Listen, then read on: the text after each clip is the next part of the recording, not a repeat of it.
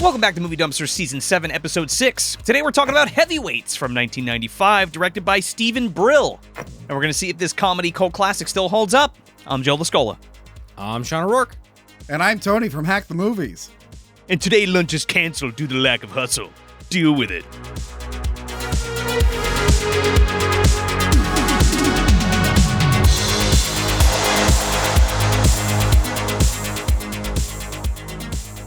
I'm feeling skinny, Tony. Do it, Lars. Do it, Lars. Man, you want to talk about a fucking movie that I quoted all the time as a kid? Still do? Yeah, still do. Still do. Took the words out of my mouth, Joe. Do it, Lars is something that Julie and I say all the time. That's a generational quote. I think that it really is, though. You were saying this movie bombed? I feel like this was like a big movie for our generation, maybe on the home video. It was, because when it hit home video, and we were talking a little bit about this on the Leprechaun episode where, I don't know if this still applies, 95, so it still applies to it, but like even if it didn't do well in the theaters, it always did gangbusters on video, and that's where this found the audience. Yeah, the video, the Second Life on video did... That was a thing for movies, like up until like late 90s. Like I remember even early 2000s ish. Because I remember famously like the first Bourne movie didn't do super well, but it was like the most rented DVD of that year. Really? So it kind of saved that movie. So we used to live in a world where home video could save your movie. It was the best time. Well, now we live in a world where they're like, we just made a big blockbuster film and we're putting it on Amazon instead of the theater. It's like, oh, all right. We just made a big blockbuster film and we're not even going to release it. We're just going to put it right on the shelf and do a tax write-off. And then all the executives are scratching their heads 5 years from now when the movie industry literally goes in the fucking toilet. One day I want to, like, the studio to be like, hey, we thought about doing a movie and we decided not to. We're going to get to that point. Yeah. But we spent a bunch of money talking about it. To your guys' point, though, I think it's also, it was a Disney movie, so I feel like it was constantly playing on TV. Yeah. Good old Buena Vista Entertainment. Yeah. Yeah, surprisingly, I didn't watch this one too much growing up. I saw it like a decent amount, but not enough to like quote it. So like when I watched this the other day, it felt like I was watching it for like the first time. Really? There were moments that I remember. I actually, when I was a kid, I really remembered most of the Ben Stiller stuff. How could you not? Like I it's forgot, his best film, I easy. forgot like most of the kids stuff. Like I knew the Mighty Ducks actors and whatnot, but like I was just like, I forgot that guy was in it. I forgot Paul Feig was in it. And Your favorite. I screamed at the TV screen when it went on. But no. Like, you ruined Ghostbusters! I was like, you ruined Ghostbusters! We all did it collectively.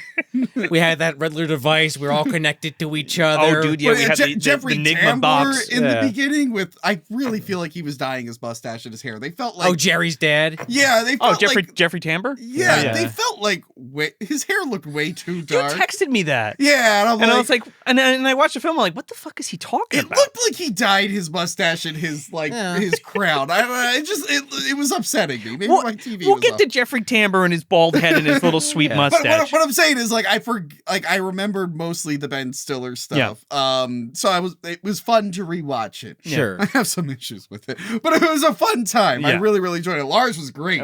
I loved Lars. Tom Hodges. We're going to talk about Tom Hodges. He's one of my favorites. Yeah. But yeah, before we start perkisizing, if you want more Movie Dumpster content, you can head over to patreon.com/Movie Dumpster. You can get an ad-free audio version of the show for as little as $2 a month, plus get some really great stuff for $5 or $10 a month. You can get some t-shirts, your sticker packs. We do live watch-alongs. We do commentary tracks, all kinds of good stuff. Go check it out and help support your favorite show.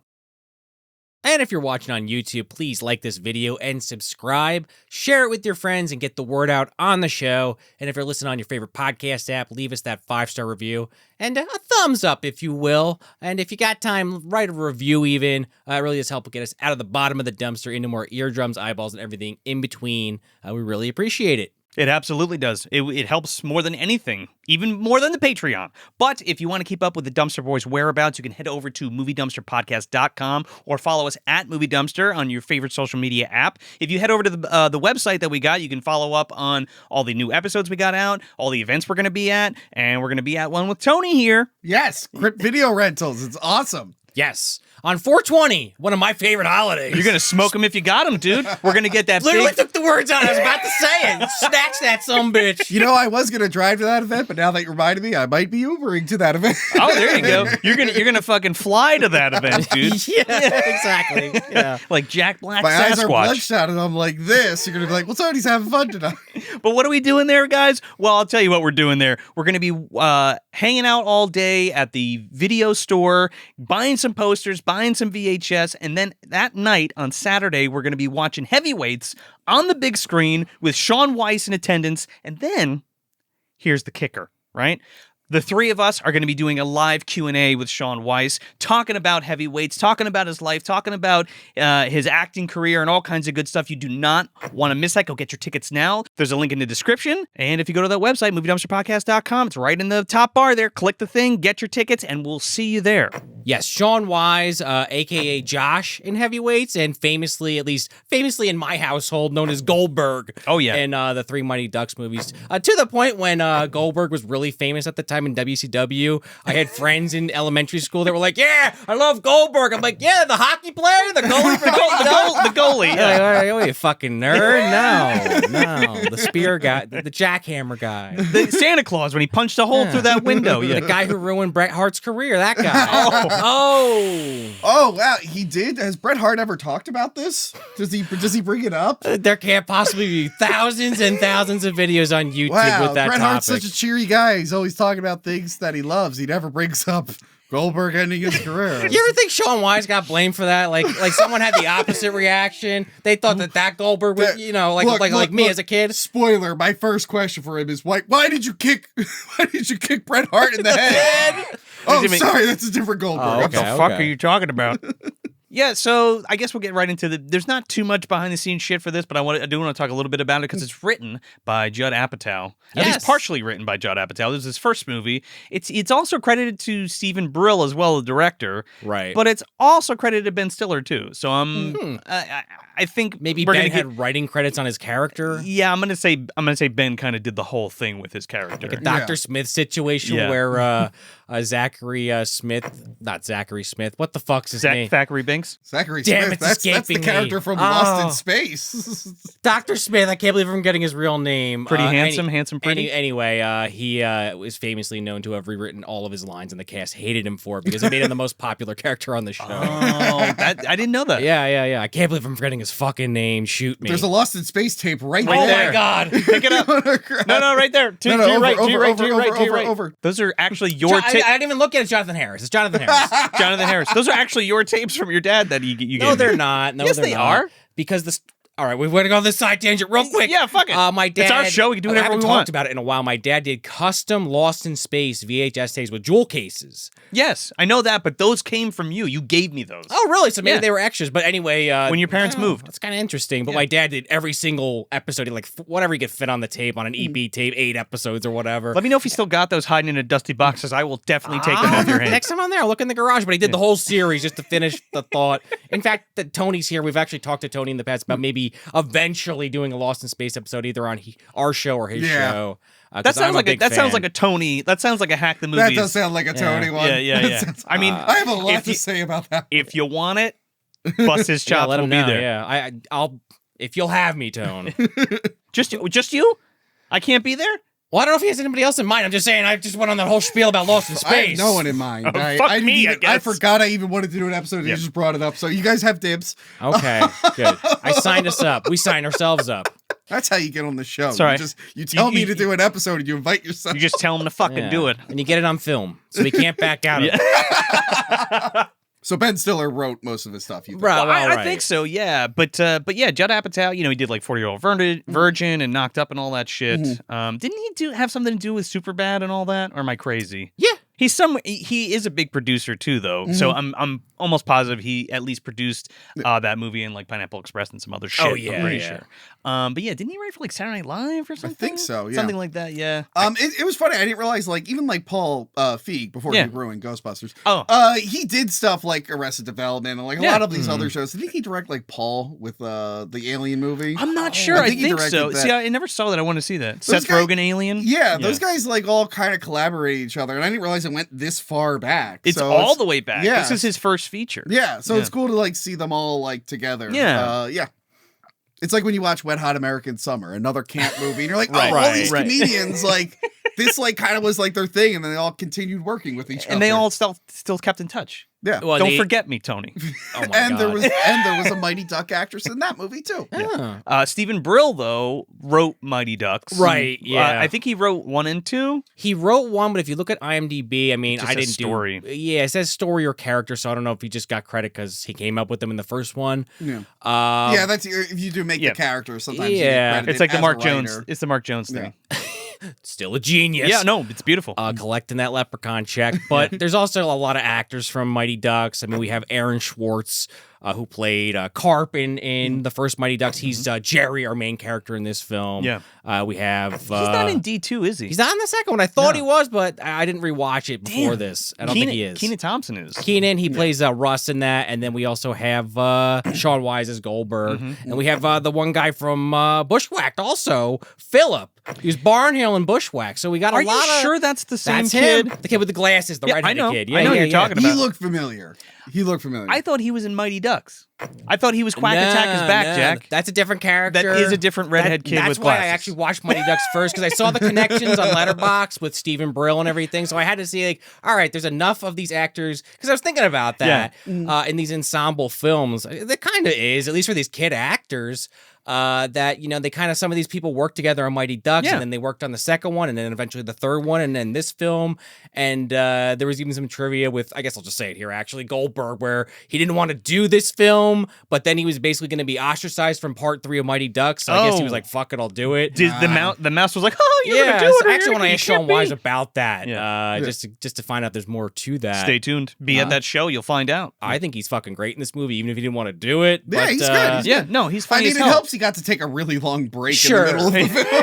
Oh, yeah. But I guess... I guess, film D3. yeah, well, I think it was after this, after this. But it's just kind of interesting just thinking about those young actors kind of like, oh, you're back again. Oh, you're back again. Oh, this is fucking cool. We get to work together again. And that had to be an experience. They're funny. They got good chemistry. You know what I mean? Yeah, I mean, exactly. look at Kenan Thompson and where his career went. Yeah. You know what I mean? Yeah. But Kenan Thompson had the best death in the last season of Chucky. The cab death, they shoved an umbrella Man, what in a his fucking- mouth and opened the umbrella in his mouth. It was awesome. I it gotta was watch cool. that. It was cool, but it...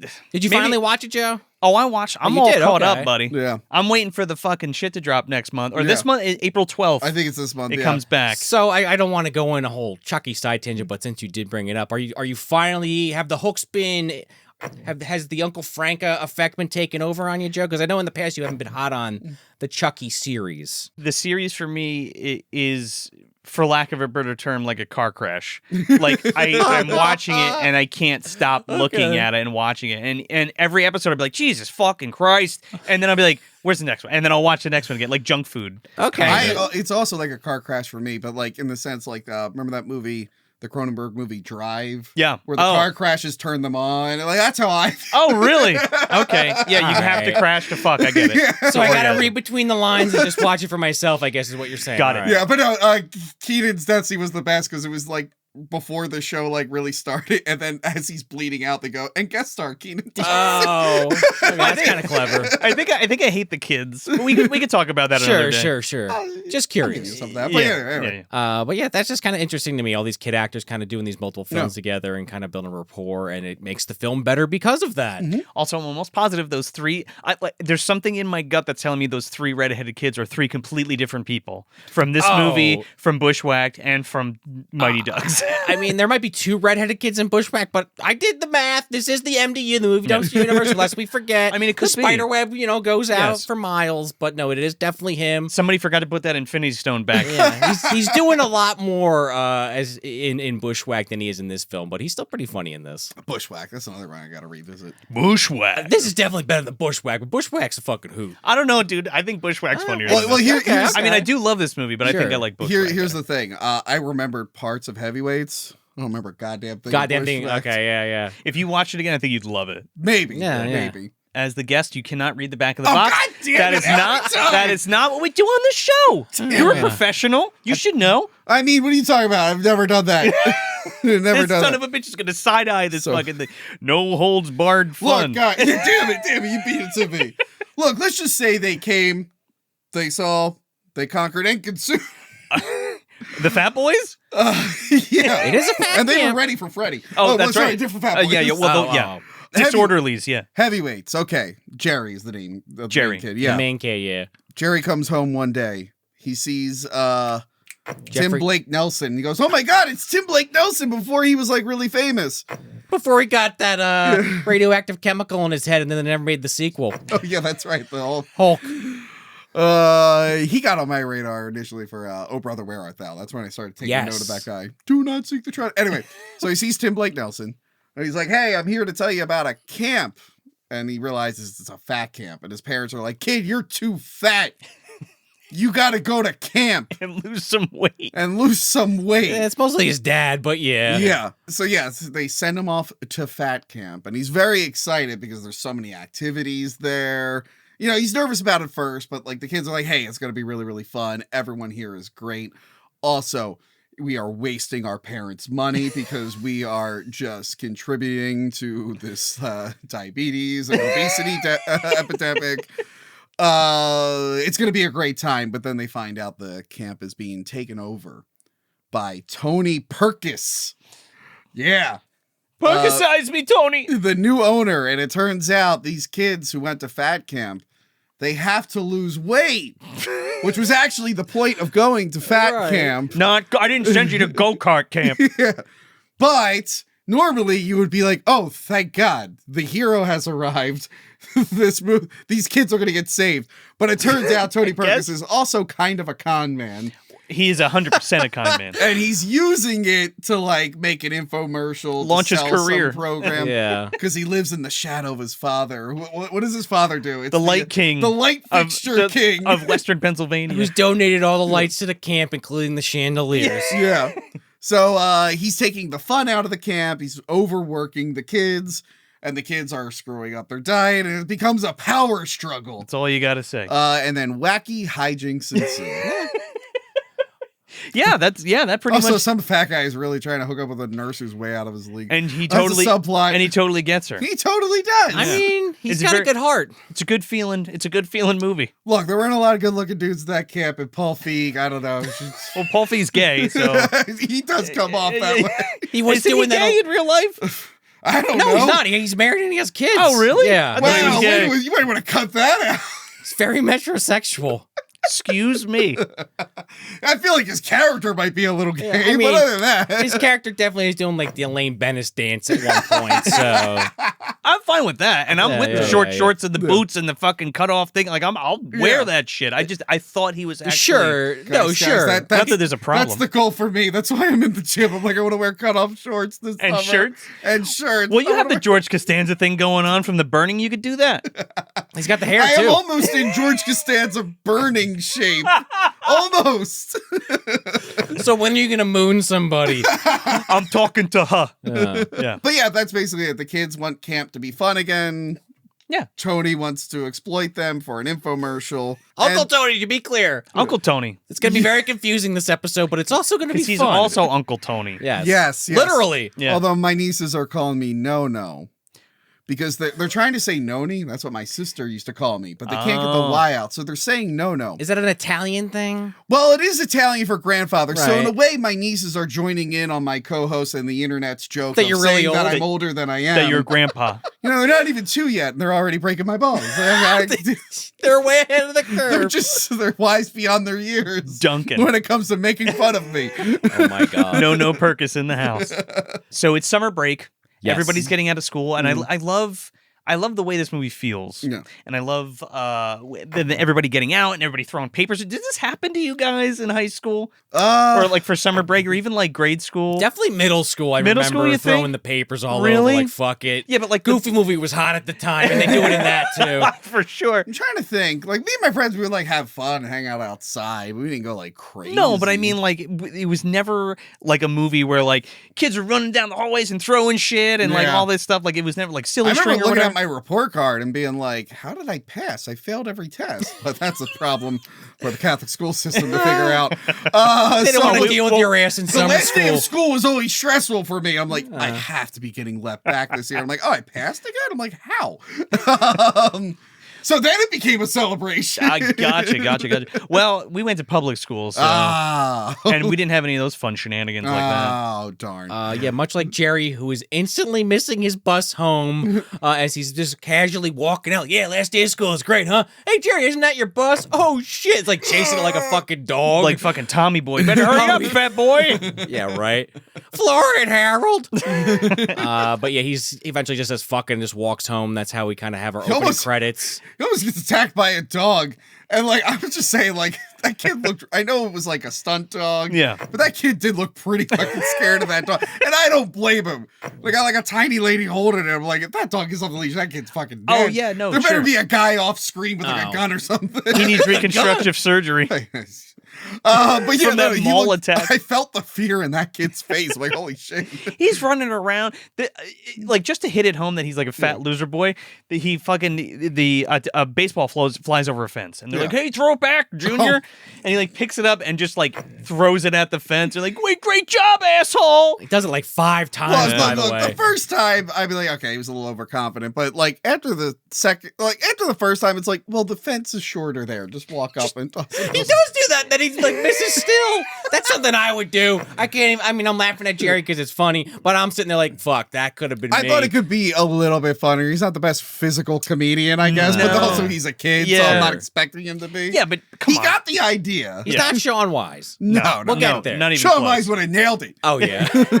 He would have gotten it over, actually. There's like another bit where he's like walking past these little girls with lemonade and chugs the whole thing. And all I thought about was him drinking Junior's piss out of that fucking jug. Oh, my God. I thought of Adam's Family, but that's actually a better visual.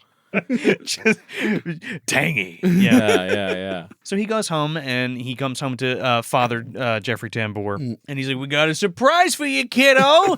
Pop in the tape. Here's what's his name? Tim Blake Nelson? Tim Blake Nelson's like, hey, kiddo, do you like fun? Look at this VHS. So he pops it in, and there's this guy. We meet Pat on the tape, and they're like, you come to this camp. We got the Blob, and we got go-karts, and you're going to have so much fun. And then it's like a bunch of fat kids like, we love this camp. It hits him. He's like, this is a fat camp. Yeah. Camp Hope. He's like, why am I going to fat camp? And it's like, really, kid? You need to really need to figure this out. He's like, you're fat, you go. Oh, yeah, no, his dad. That part's hilarious. And his dad's like, yeah, you could lose some pounds. Yeah. Those fat loads, he calls them. Yeah.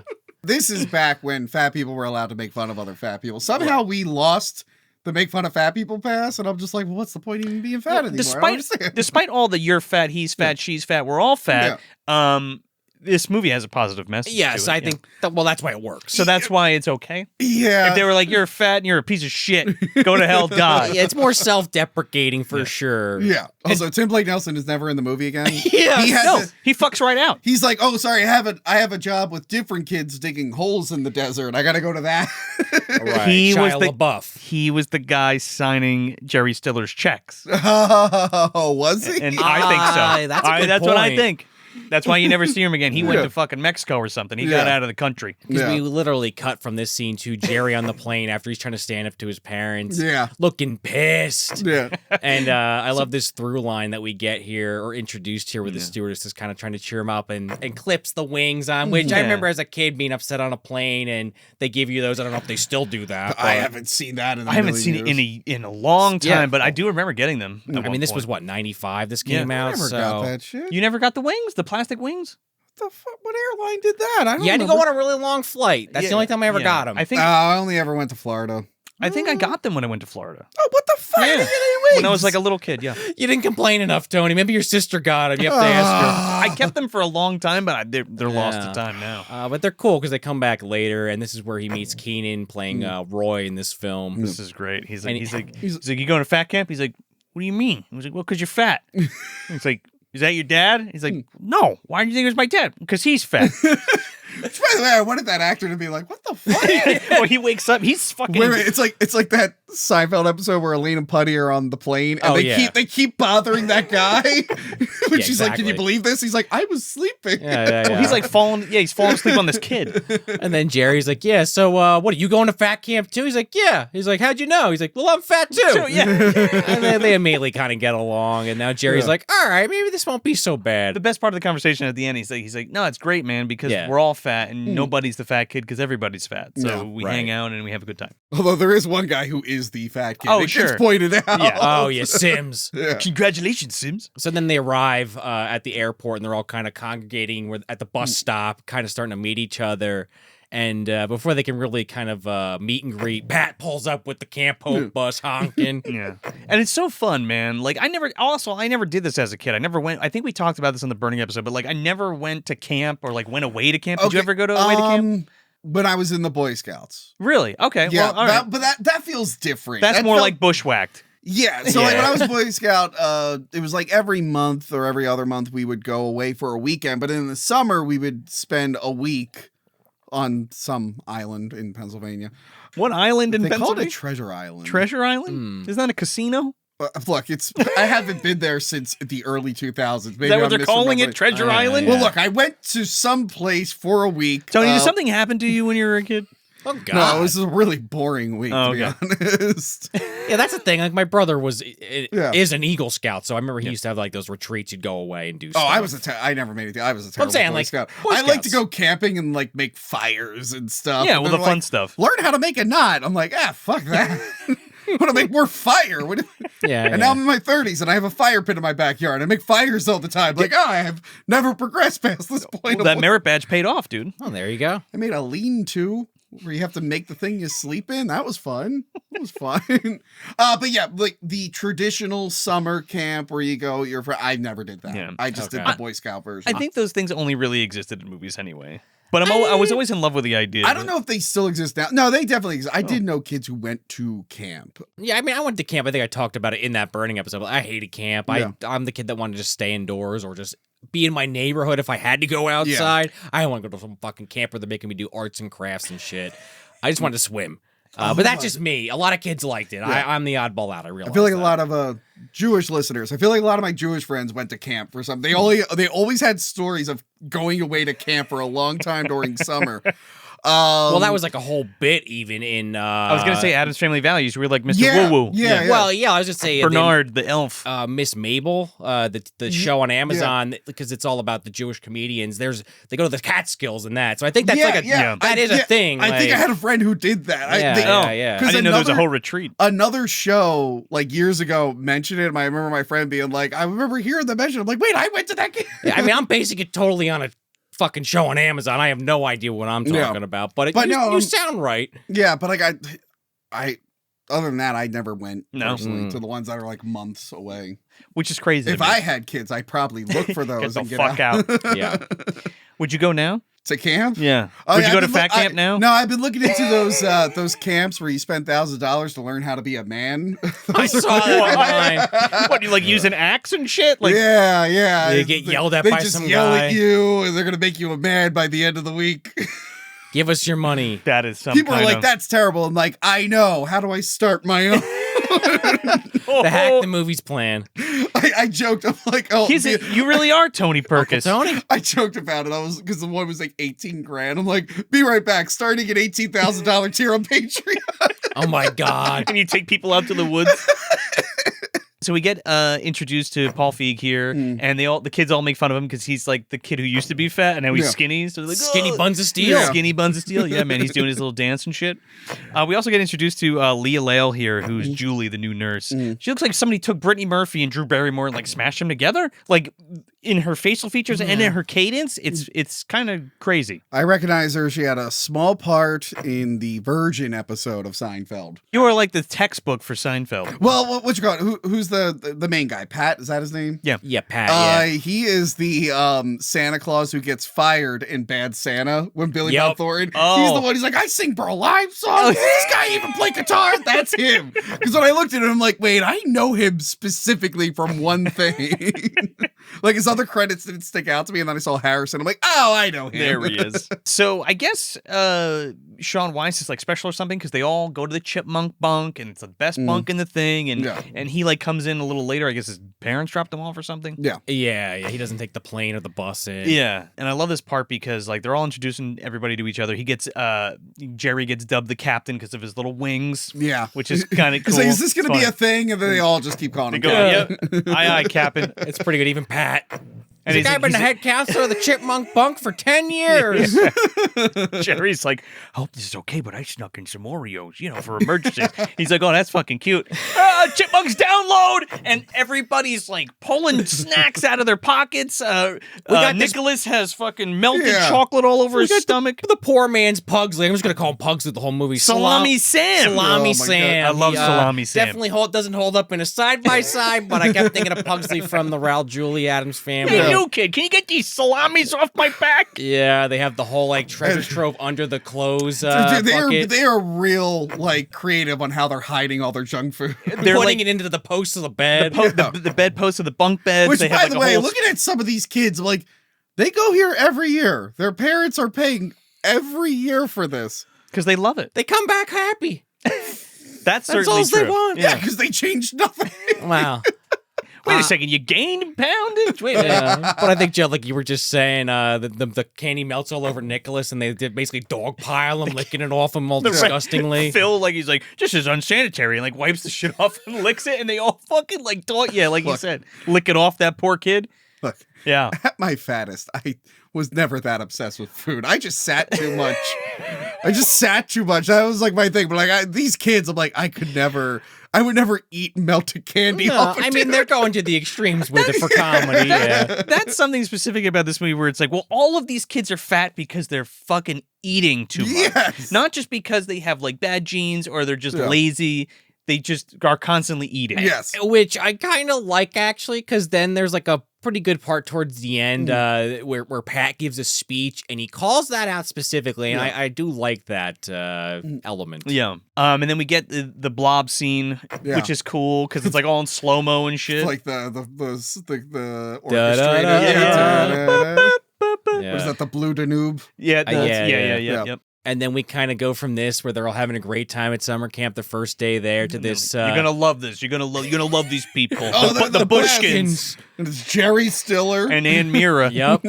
And if you don't know, for some reason, Ben Stiller's actual parents, comedy legends, are the owners, and they're like, "Oh, what are they going to get us this year? Last year they got us the Blob. It's going to be great." I heard they're getting us jet skis this year.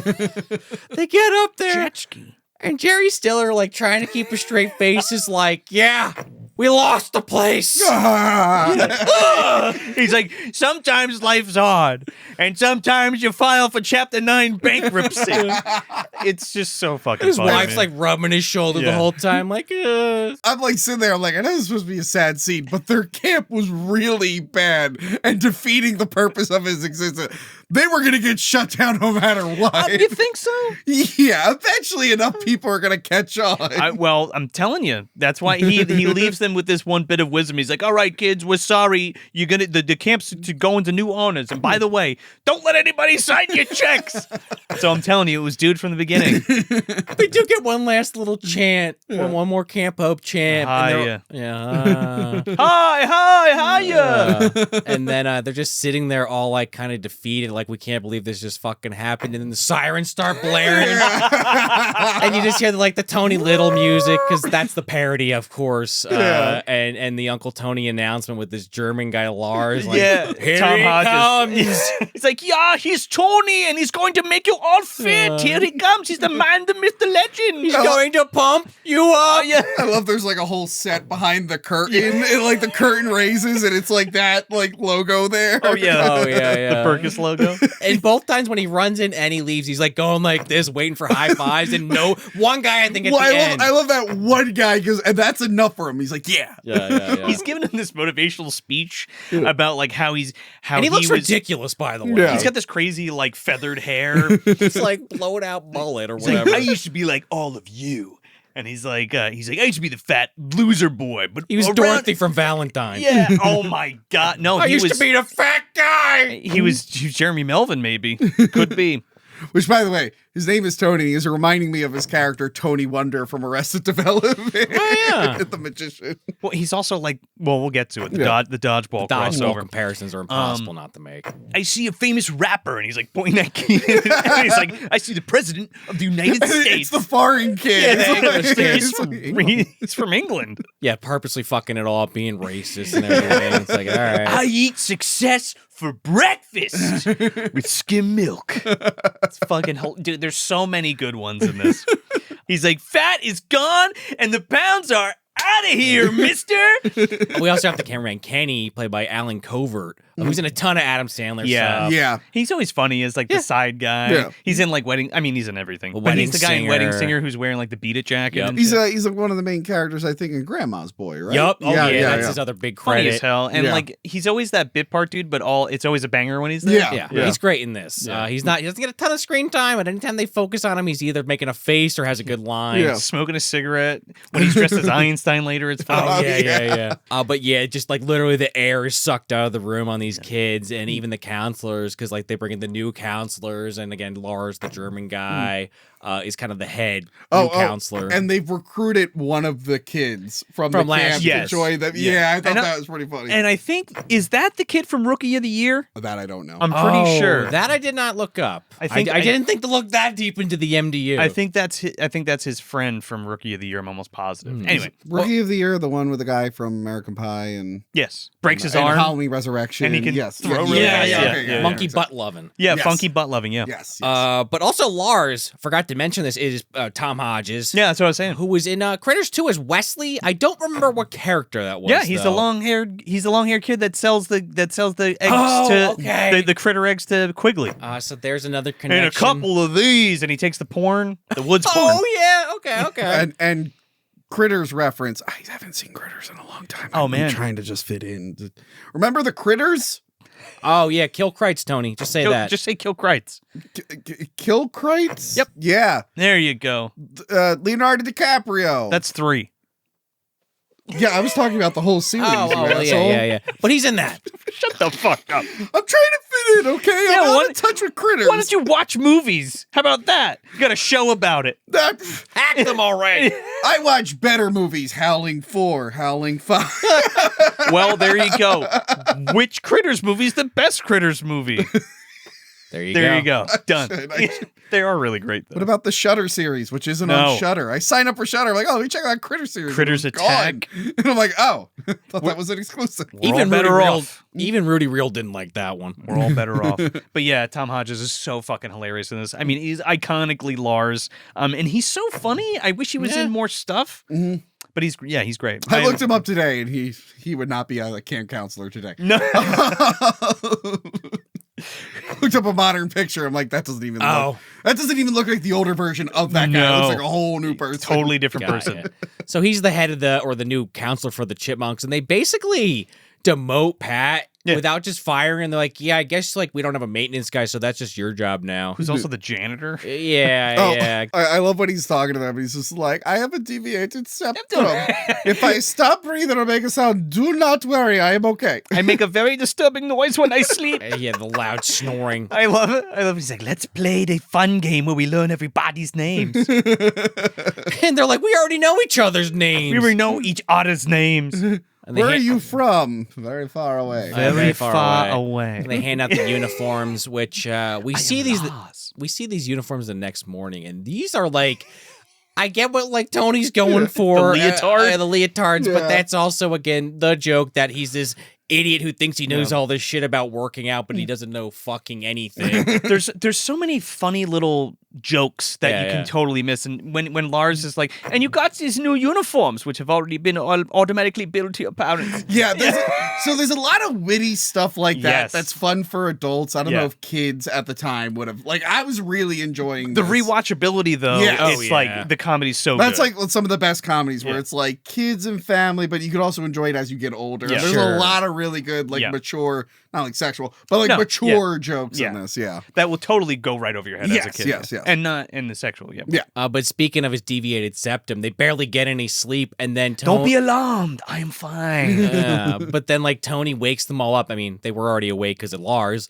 but it's like this like mood music, and he's like, "Hi, this is Uncle Tony." Kenan wakes up. He's like, I'm dead. Yeah, I'm in heaven. Yeah. And he's just basically telling him like, we're gonna have a workout session, an evaluation that you all need to attend. Today's evaluation day. And this is basically where they're like, we're going to tell you how fat you are, and this is how many pounds you're going to lose. Wait, real quick. I like that he's like talking all nice, but it's for the camera because the camera's on him. Yeah. Oh, Yeah, he's filming because it's part of his infomercial. Yeah. Oh, and he's like, because I believe in you. and I believe in you too. And call an order now. That is definitely talk about a story beat as a kid that even though it's in your face, it's a main plot point. There's little things with that I definitely did not remember. And I'm like, oh, that's actually really fucking funny. The infomercial stuff where he's like clearly losing money on it throughout the entire movie. And that's why he becomes more and more unhinged. Yeah. I think we'll get to it, but like the banger at the end that I just realized on this watch was so good about this whole shenanigans that he's doing with this workout program. Sure. So they're doing the slider thing, and that was always in the trailers, and that's a big scene that I think everybody remembers. On the yoga mats or whatever. I have to look that up to see if that's that was like a real thing. Oh yeah, totally. Oh, like jazz or something. But then I want to see if it was actually effective. Probably not. Because I was telling you about that fitness guy I've been watching. He like did a whole video on like he reviewed like the shake weight and like the thigh master, and he breaks it down. He's like, these do nothing. Oh wow! But shocker. And I'm like, I remember people who own those. Yeah, definitely the thigh master. Yeah, the shake weight was like. Come on. Come on. Go to your local thrift store and send me pictures of shake weights. They're everywhere. Just get free weights. No, you gotta go like. You gotta jack it off. Who's the guy who was really funny who invented that? He's like, guys, I'm gonna make this thing where it looks like you're jacking off. Well, it was a joke, and then it took off, and now he's laughing all the way to the bank. There you go. So yeah, I want to look into the slide and see if that does anything at all. Well, this is the part where they're feeling skinny, Tony. Yeah, I'm feeling skinny, Tony. So good. And this is also where they first introduced this wrinkle of this Apache relay, which is this big event that they're leading up to with the rival camp. Right. Now, camp MVP. Now, Tony specifically buys this camp, again, to sell his program, and he's going to turn these fat kids into lean, mean fight machines and beat the MVP camp and the Apache relay and all this bullshit. So, like, that's the whole direction of part of his infomercial. Yeah, it's part of his infomercial. That's how he's going to sell millions of copies. Well, he pre-sold it. I got to sell my $50,000 pre-sales or whatever it was. Yeah. So they're all being weighed. And Lars is basically telling them all like how much poundage they have to lose, and he's like, "Oh, congratulations! What's this one? What's the big guy's name? Sims. He's like, "Congratulations, Sims! You are the fattest boy in camp."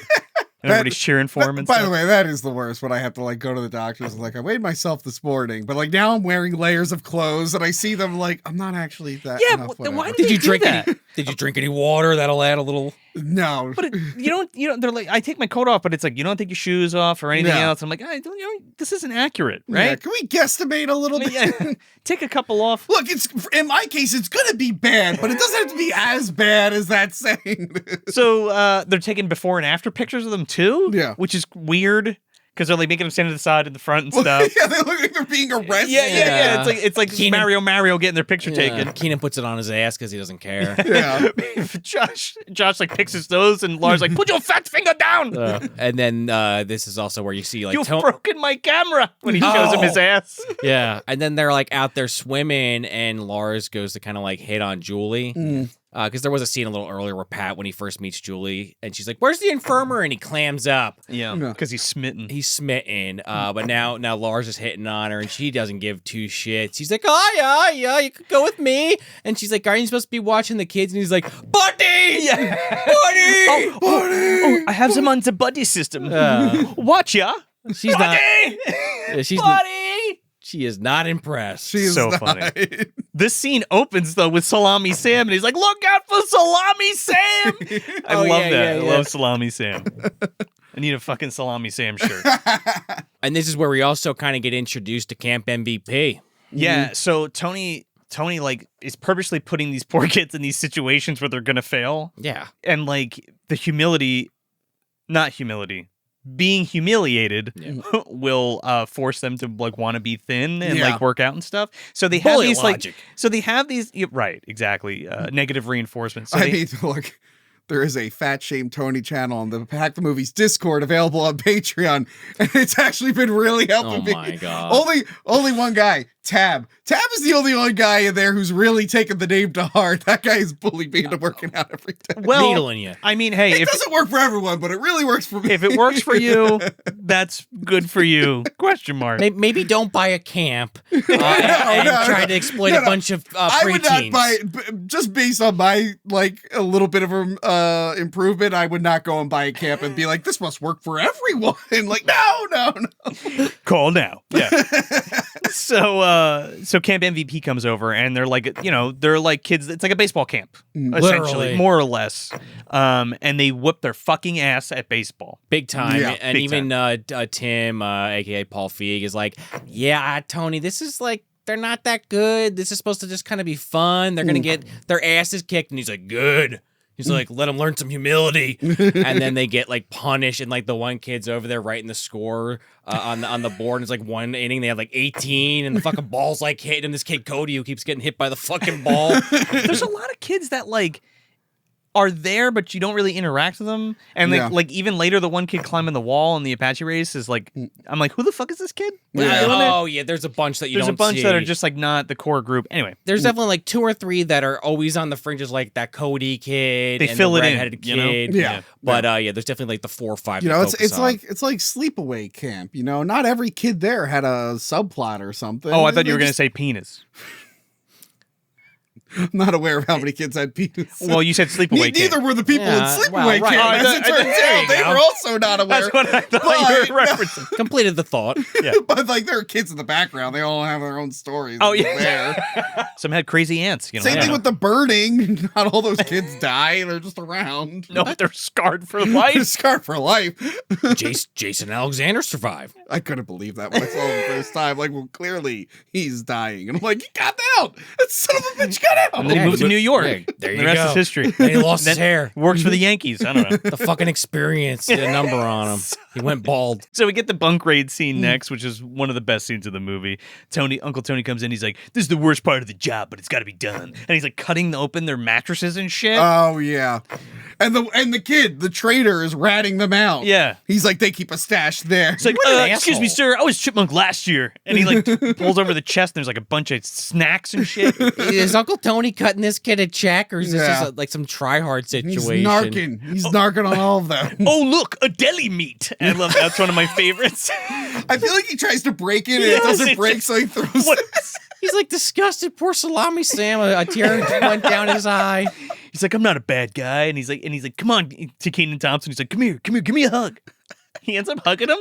And he stops and he like frisks him and he's like, looks like my man's packing, and he like pulls out a fucking Pez and opens it up and it sounds like he's uncocking a gun. Which and I like that sound effect. It's so good. He dumps out the Pez and you hear like bullets dropping on the floor. It was great. It's great. I also love the detail of like Tony still doesn't know any of the kids or is like not even trying and is like ID card so large. He's like, and this is a funny detail you could totally miss by watching this film many times, but he goes, Gerry Gardner. His name's Gerry Gardner. It's not Gardner. And he keeps calling him that the whole movie. But the joke there is he's like, Gerry Gardner, 161 pounds, Father Maury Gardner. Yeah. You want me to call Maury and let him know that you were in on this? About the hidden candy. Yeah. And Josh steps forward and just starts giving him some lip instantly. This is one of the changes in the movie that I noticed watching it like a few years ago.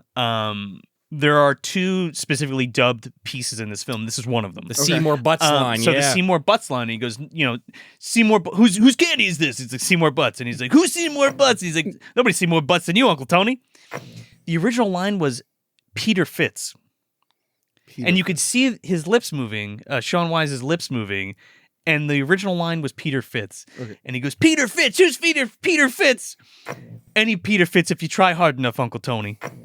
That was the joke. I gotta ask Shaun Weiss that one. We gotta ask, I should say. Was that off the cuff line? Was that in the script? The mouse went, oh, no, that's coming out. Oh, boy.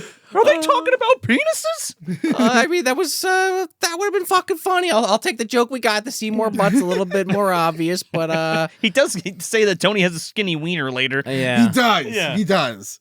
But yeah, no. Peter but not inserting it anywhere. You can make fun of You can make fun of a dick, I guess, in a kid's film, but you can't say what the dick does. Well, that's I think where the mouse draws the line. They can't have the kid next to their parents going, Dad, what's Peter Fitz? I don't get that joke. What's any Peter Fitz mean? Peter Fitz? And plus, Seymour Butts again is easy. And Simpsons did it at that point. Yeah, well, but then we get this freeze frame on Josh, which is a hilarious gag, as we come to find out later. But it fades out to just his bunk's been cleared out because it's like his antics. It's like this freeze frame, and it like there's like a what do you call dissolve on him? Yeah. That like an iris dissolve that like goes to his face. And they're like, oh, what the hell happened to him? His whole bags are all cleaned out and everything. The mattress is like flipped up and folded. Yeah. And there's this funny montage scene of like Gerry talking to the different chipmunk bunkers. Yeah. Like they hear like rumors of like what happened to Josh. I heard he's living in the park with a guy with no legs. Yeah, even the cook is like, he's dead. Yeah, the cook's getting in on it.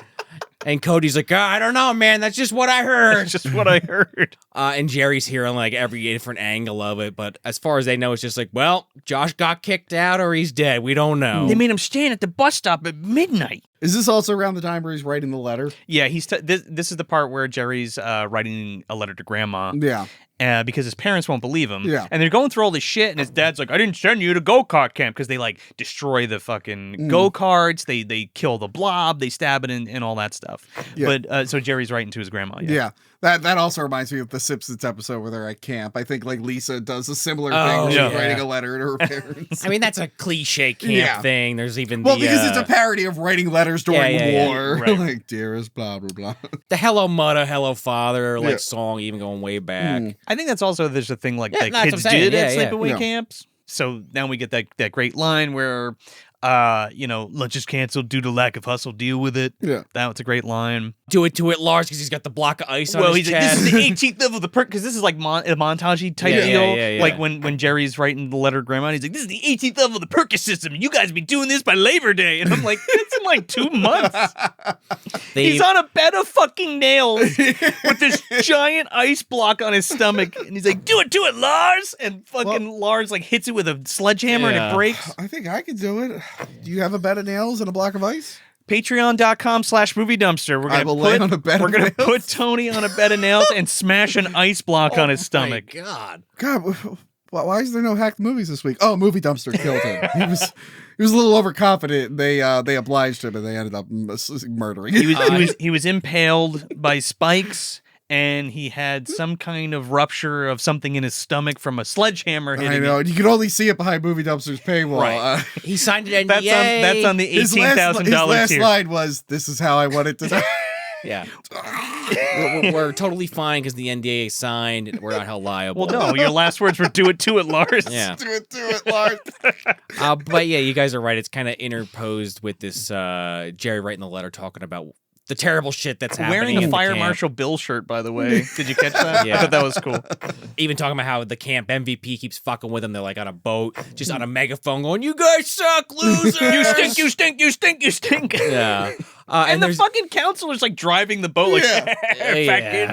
And I like this visual gag out of like the Big Green or some shit where they're like, yeah, they've changed the diet here so much we've got to go feral, and they're chasing a cow, like the 5 or 6 of them. I need meat. And they're chasing the cows. I guess this is kind of in that era also of that kind of comedy. I just think of Big Green instantly. Yeah. It's great because it's witty shit, but it's also slapsticky stuff like that, which is fun. Big Green, was that the soccer movie? Yeah. With Hambino. See, look, I was a little Giants kid. Same. Okay? I watched them all. They were in a Yeah. sports household. Yeah. So. No. Little Giants was my go-to. Disney was cranking them out, dude. Yeah. I watched Big Green once. There's a goat in that, right? Yeah, they paint it green. That's that's like their mascot. The Nothing's from nowhere. Yes. The town is called Elma or something. I think so. It's been a minute since I used to watch it on repeat. But yeah, my sister would know. I was gonna say this movie's missing Patrick Renna, Bug Hall, and Devin Sawa, and then we got the whole Infinity Gauntlet of different male child stars from the mid '90s. I'm surprised that Hambino isn't in this. Again, Disney was involved. They clearly had multiple franchises going on. I mentioned that thing You about think he might have Goldberg aged out earlier. at this point? Was he like? When was Sandlot? It was before this for sure. It was. Early Sandlot was 90s. definitely before this. Yeah, but Big Green was around the same time. I think Big Green's 96. Yeah, but if you look at those Or 97. movies, I mean, I don't have it in front of me, but I feel like Patrick Renna's a little older than that. Yeah, And is that his name? I'm sorry. Yeah, he plays the goalie in that. And I love that because he sees all the different soccer Yep. players as Yep. like they Knights fight the and shit. knights, and it's like knights on horses like coming towards them with the soccer revisit ball. that. That's This does feel great- like a movie he would have been. Yeah, that's a that- great one. That and Little Giants are ones I would love to at some point on Movie Dumpster. Yeah, get that would be into. really fun. So this is the big dance scene. where, again, Tony's trying to embarrass these fucking kids. Now it's in front of girls. Now this is a whole different ball. This isn't being bad at sports or having the skinny kid tell you you're fat and you're a loser or whatever. These are like pretty young girls. Same age. They're the same age, you know what I mean? And like, there's nothing more intimidating girls than that. Too. There wasn't like a girl fat camp. No. Dorothy was in there somewhere. Again, Valentine is in this universe. Like it's not just a fat camp, it's a boys fat camp. Like, where is the ladies? If I'm not mistaken, it's like a dance camp. Maybe. Okay. They do that doesn't really like mean dirty anything. dancing? Yeah. Yeah. On the lake. Yeah. Mm-hmm. But to your point, Joe, like, yeah, it's intentional. Like, I keep almost saying Tony Little. Uncle Tony, because that's the parody, is intentionally setting this up because he wants it to fail. The second that it's going well, he no longer wants it to happen, but he doesn't ever expect that to happen. Yeah. Yeah, these fat guys all get the girls into them. Yeah. Somehow. That's what I'm saying, Tony. Yeah. You don't give yourself enough credit. This movie's about having confidence. Yeah. Right. And you got to have more confidence. Because look, I had confidence a couple times over the last year, and it didn't work out for me, Joe, so I have to be in the gym a little bit more. Okay. So I can get more confidence. Sure. I might have been overconfident a few times. That'll do it. You were going full Paul Feig. You were doing the full dance. You gotta be like, You gotta just kind of be cool. Yeah. I went full Paul Feig. I was like, you know, my Lady Ghostbusters, people are really gonna like this. You wonder why your dates kept going to the bathroom, not coming back. You wouldn't shut up about Lady Slimer.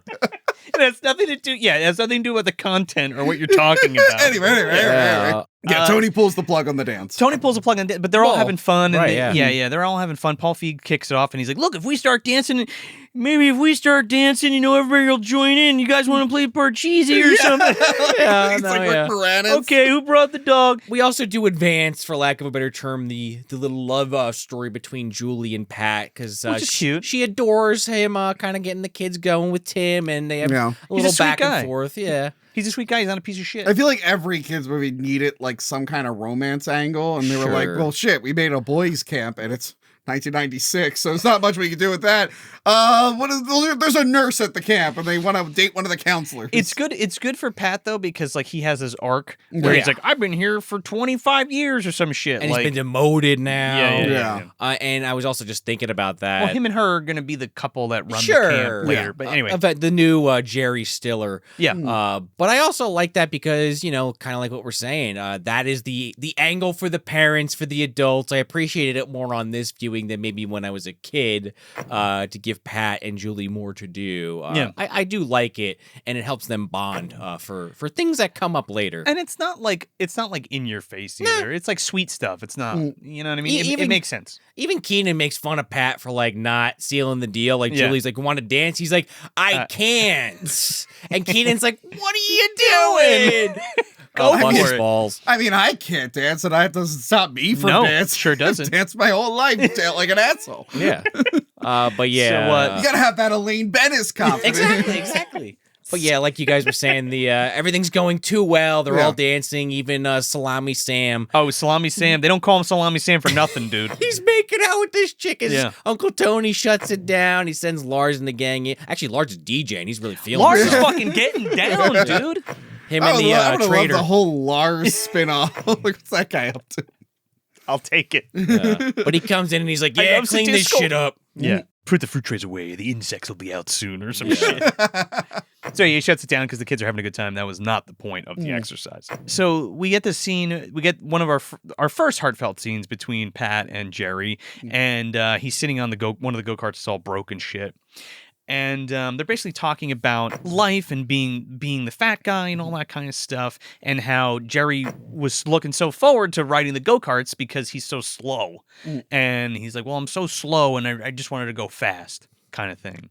So that was kind of sweet. Yeah. And Pat kind of obliges him by like pushing him around on the go-kart, and that's kind of cute. They kind of like bond and stuff. Probably more than Jeffrey Tambor does with his son. Yeah, there's definitely a little bit of that in there. And here's the thing. This is like the start of like the characters are learning like, hey, we should probably take care of ourselves. Yes. We are a little too fat. My problem with the movie, even going forward, is just like, well, you made all the fat stuff look so much fun. It is. Yeah. All the parts where they're learning their lesson about how they should take care of it.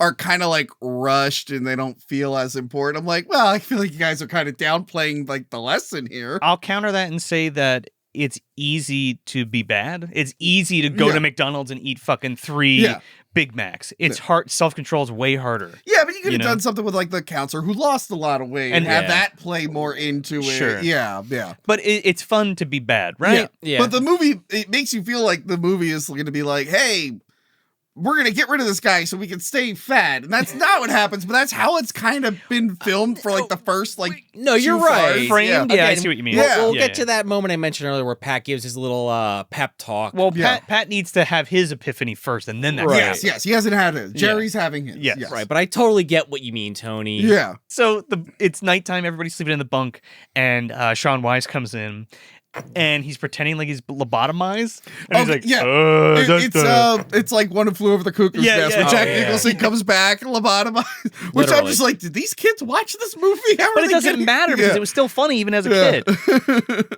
And then he's like, I am glad to be back with you, assholes. You must be glad to see my big ass again. That's it is. Yeah. But he's like, Josh was bad. Now Josh good. And he's like petting a blanket. Yeah. They're like, oh my God, no. What the hell happened? Yeah, my dad's a lawyer. He's going to sue the shit out of him. So Uncle Tony said I could come back. They sent him over at a refund. Yeah.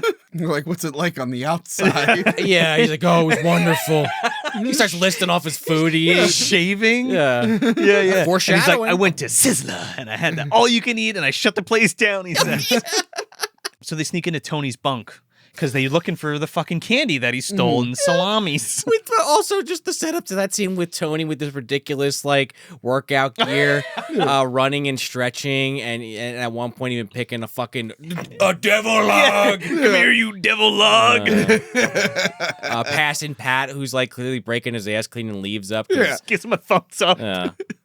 Yeah, it's so good. But you get that. That's kind of a great scene where they all break in. It is funny to me. They leave the kid who doesn't really talk to be the watch out. Yeah. Oh yeah, look Sims. out, who's just out there eating candy the whole time. Wait. When he first enters the camp, they show Sims going like this. What was that? It's just that he's weird. I don't know. Oh, okay. Yeah. I think it was just supposed to be like this weird thing where Jerry's still not comfortable. Yeah. No. I don't know why. But it made it look like he was like waving, telling him to go back. Yeah. I don't know. Maybe he knew that like Perkis... Justin Long in Jeepers Creepers 2 in the dream sequence. So that's what I thought they were doing, and I'm like, oh. So I'm watching. I'm like, so okay. Sims doesn't want them to, tells them to leave, and then he's the fattest kid in camp, and then he does this scene, and then that's it. That's every it for 20 Sims. every 23 years for 23 days he gets to beat Tony. Oh God. Beating you. But yeah, he doesn't really do anything of note, I think, after this moment. He's just weird. Yeah, I forgot about that scene at the gate. That is kind of odd that that's there. Just to show that he's weird. You put that in there when it's like the camp is it's a up MacGuffin. to no good. Unless he knew that Tony was there already. Yeah. He knew it was coming. That might have been it. Maybe we missed something there. Yeah. That's what I thought they were doing, but they don't go there with it. Yeah. So they break into the cabin and they're looking for the candy, but they end up finding this big box and it's full of their letters that they are writing at home. Now that is some creepy, weird shit. Yeah, that's where at this point in the movie, I'm like, okay, Tony, you've gone too far now. The shaming, fine. That was fine. I'm like, you can't be messing with the mail. It's a federal offense. As He's a fellow reading Tony, these you notes. know. You know where the line is for Tony's. And I know where they are. It's pretty low. Pretty low. Really low. And that just went underneath it. Oh my God.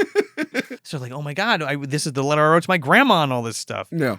So Tony's coming back and Sims is like knocking on the fucking gutter, like trying to get them out of there. So they're all rushing to put everything back. And then we get a good old fart joke, man. One of the best. Because he's like Jerry's like pushing Nicholas out the window and he just farts like right in his mouth.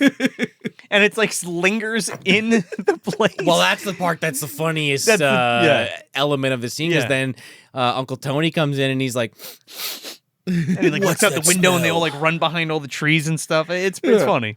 Also, Nicholas is just eating like canned fruit because it's the only thing he can find. I'm like, in the middle of the floor, like eating peanut butter or some shit. Peaches or tahini, something. whatever the fuck he's got there. So they're all hanging out and just like they're in the middle of mid-conversation.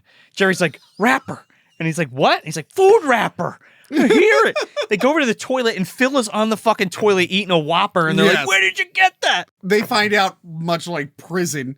So I guess it's his brother, or he knows someone who will leave food. It's the kid from that used to go there that ratted him out in the first place. Oh, okay. Yeah, he has a side hustle. He sure does. He knows he can make a buck off these fat kids. He puts the food in the stump, and then they come and get it.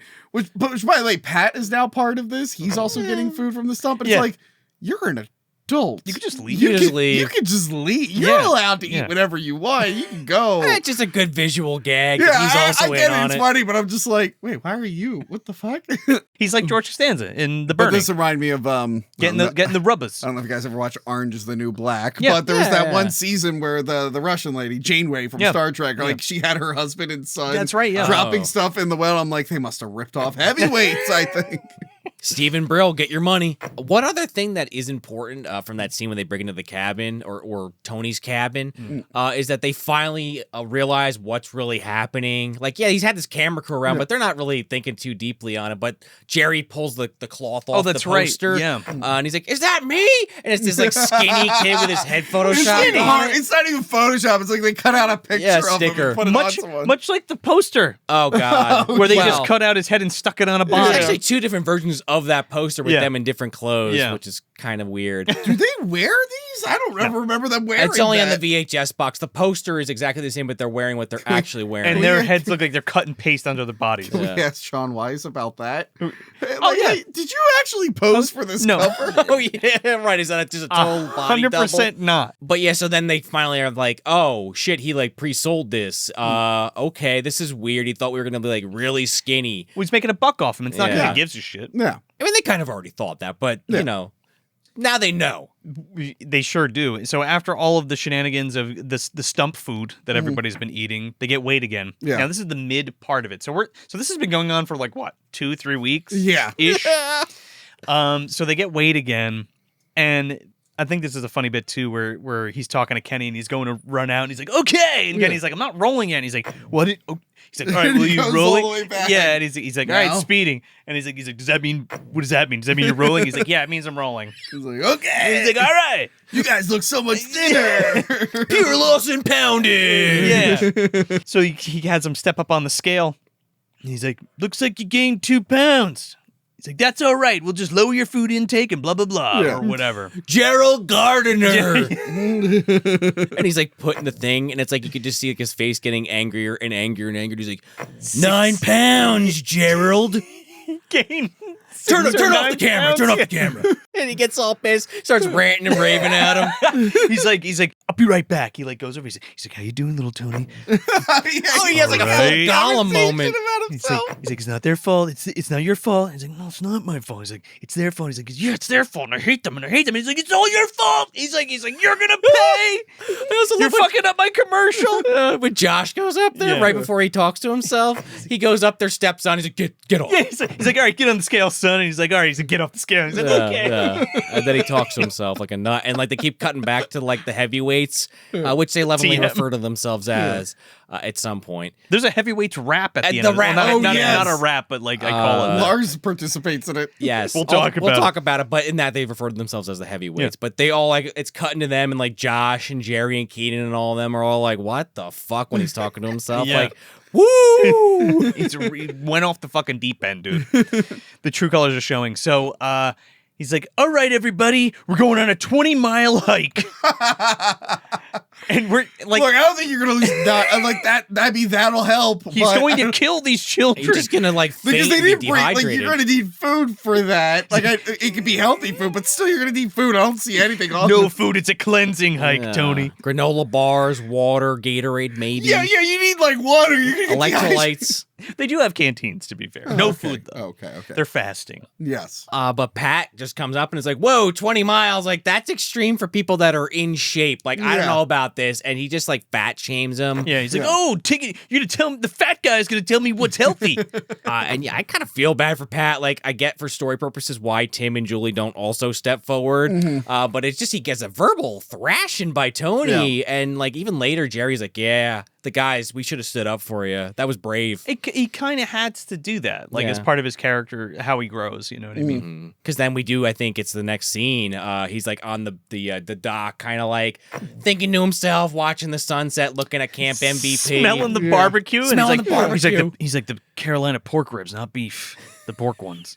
Yeah, because Gerry now, like... Okay, is this just a movie thing where really fat people have, like, super sense? Like, what's hearing, like, a fucking rapper? Reminds me of fucking Goonies. Maybe, I don't know. Specific meats from across the goddamn lake. I'm like, that's a thing. Pizza? Even me being fat, I wouldn't know that shit. Pizza? Pepperoni? Would it have been better if Paul Feig was the one saying it, Tony? Maybe. That'd actually be kind of fun. But we don't have the connection there of the two characters because now Pat had a heart-to-heart with Gerry. Now Jerry's having a heart-to-heart with Pat. And Pat's... and the roles are reversed in terms of like Pat's telling him his problems, like he said. And he's like, I'm tired of being the fat guy. And he's like, yeah, but Pat, you don't want to be like those assholes. Those guys are jerks. And he's like, well, yeah, but I want to be thin. But they're in shape, and they get girls. It's also the 90s, and I'm fat, so I just get ridiculed. I mean, not that still isn't a thing, but I feel like people are a little bit more open-minded now. I don't... Well, now there's just more fat people, so like that is a problem. You know what I mean, though. And again, what are you trying to say, Tony? It's an epidemic? That is not the point, but... No, but I get what you're saying. But, but he's even then, he has that moment of realization. He's like, I still don't want to really be that fat anymore. Well, no, but this is the beginning of the journey. Like, hey, you know what? Maybe I should take better care of myself. Just health-wise, Yeah. And I love how him and Gerry like yell at the MVP guys across the river just to like get out some fucking rage. Like, fuck you! Shut up! Enjoy your barbecue. I wish I was eating. Hey, Pat can go and eat. He could go get a rack of ribs. He can go to Chili's or whatever the fuck down the road. Maybe he's not allowed to have it in camp, but it's like, you're allowed to leave camp. Like, that other kid is, and he's younger than you are. Maybe his only car is the Camp Hope bus, and it's like low on gas. They only have enough for like the 2 times they drive it during the season. So we're out here with Father Sky, Mother Earth, and your good old Uncle Tony. Oh God, this hike is incredible. For some reason, I like falsely remember that there were going to be like more shenanigans during this hike. I think you're confusing it with Bushwhacked. That's probably why. Okay, I said I couldn't remember that's the whole movie. It's the whole movie. I said I couldn't remember Bushwhacked, but like I remember them they're on a trail fucking with a guy, but I guess that was mostly Bushwhacked. Then. Yeah, it's totally Bushwhacked. Okay. It's all Bushwhacked that takes place all Who was the guy in Bushwhacked that they were fighting? Daniel Stern. Oh, okay, yes. Marv. He's hilarious in it, too. He's basically Marv. But, they go on this hike, and these guys are sweating figuratively and literally on this hike. And I kind of love this little bit of a sick moment where Cody can't take it anymore. He's dehydrated, needs to sit down, and Gerry tries to help him, and Tony's just like, leave him. He's dead weight. It's like, this is a kid. He's a straggler. Leave him behind. Like I was left behind. And you're like, wait, what? But it's like... you're liable for that kid. You probably shouldn't be leaving him behind. No. Fuck him. But then Tony's like on this cliffside, like doing this like Tai Chi and major air quotes over this cliffside. And Josh is like, let's just kick him off the edge. And they're like, no, we're not going to do that. Yeah. But it wouldn't work because then he's like fucking doing a pommel horse or something on like the on a branch. Well, because Cody's like, this isn't any fun, Tony. I just want to go back to the camp. And he's like, you want some fun? And then he's like running over there. Oh yeah, this is so much fun. How's this for fun? Did you come up here, Sam? They're all like appalled. Yeah, Sam's like, yeah, I'll work right on that. He's like, I got a surprise for you. I'm gonna extend the hike indefinitely until you're all in shape, and then we're gonna climb that 2,000-foot rock face. Again, that's bare not hands how that works. Feet. That's not how that works. So tomorrow for the relay race, they're all in shape. Well, exactly. Not happening. No. They're going to be really tired of his fucking mind the next day. Yeah. I think it's actually a few days later because there is a training sequence later. But regardless, right. But you're not going to lose 100 pounds in 3 days. No, yeah. So then he's like, all right, we'll take a 1-hour meditation break because you're tired. That's a good idea, yeah. And then so they're just like milling around while he's meditating. Like an asshole. I just think of AbFab instantly with Edwina also was a fake like into religion but knew nothing about it. Oh, yeah. Buddhism. They kind of ruse him because they're like, hey Uncle Tony, Gerry here says you can't do a sit-up if you can't hear and you can't see. He's like, well, I'm going to put this to rest. He's like super excited to prove wrong. So he's like, I'm sure you can. There's many myths about the abdominal muscle region, and I'm glad to put this one to rest or some shit. So he goes to do a sit-up, and they put a bandana on his face.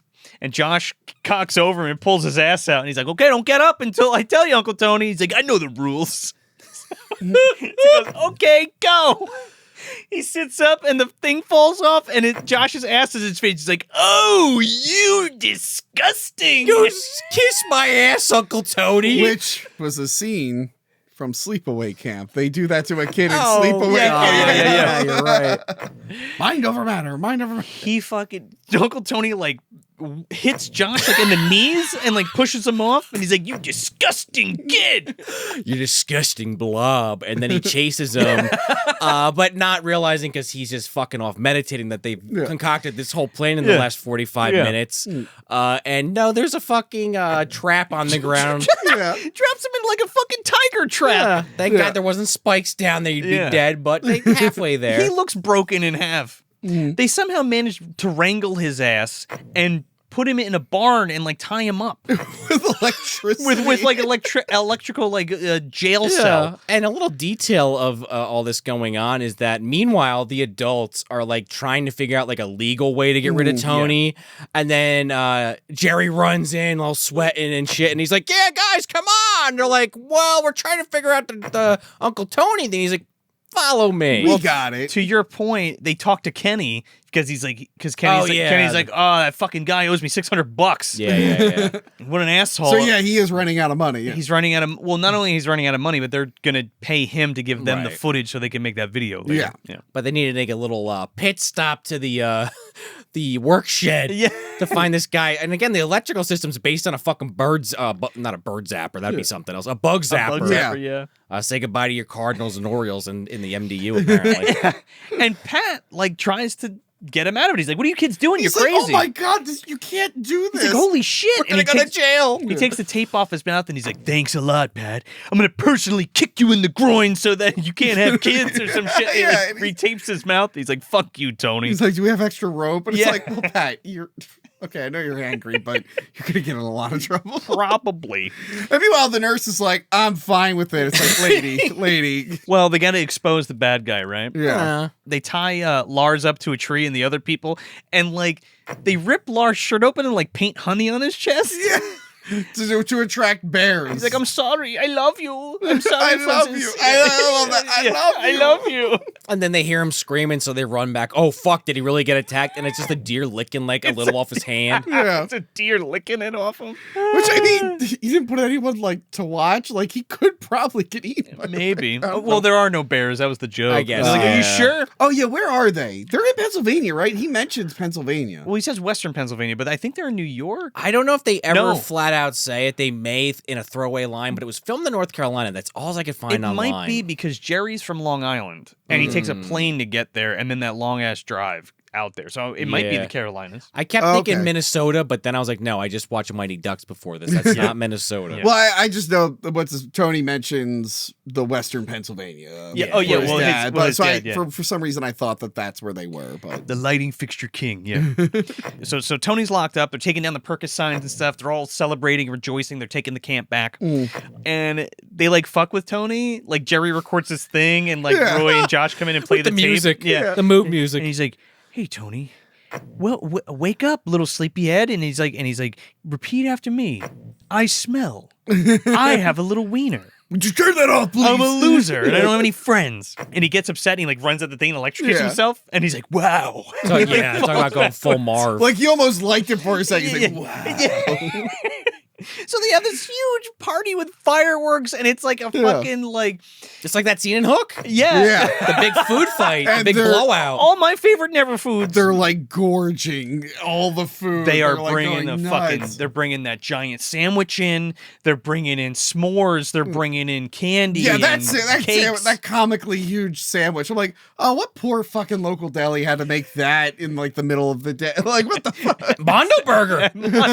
You're going to the grinder. dude. Kenan got that ordered in. I think Kazam was there somewhere. He came out of the fucking boombox and fired off those hamburgers and fast food. Poor Paul Feig, because he's gonna relapse.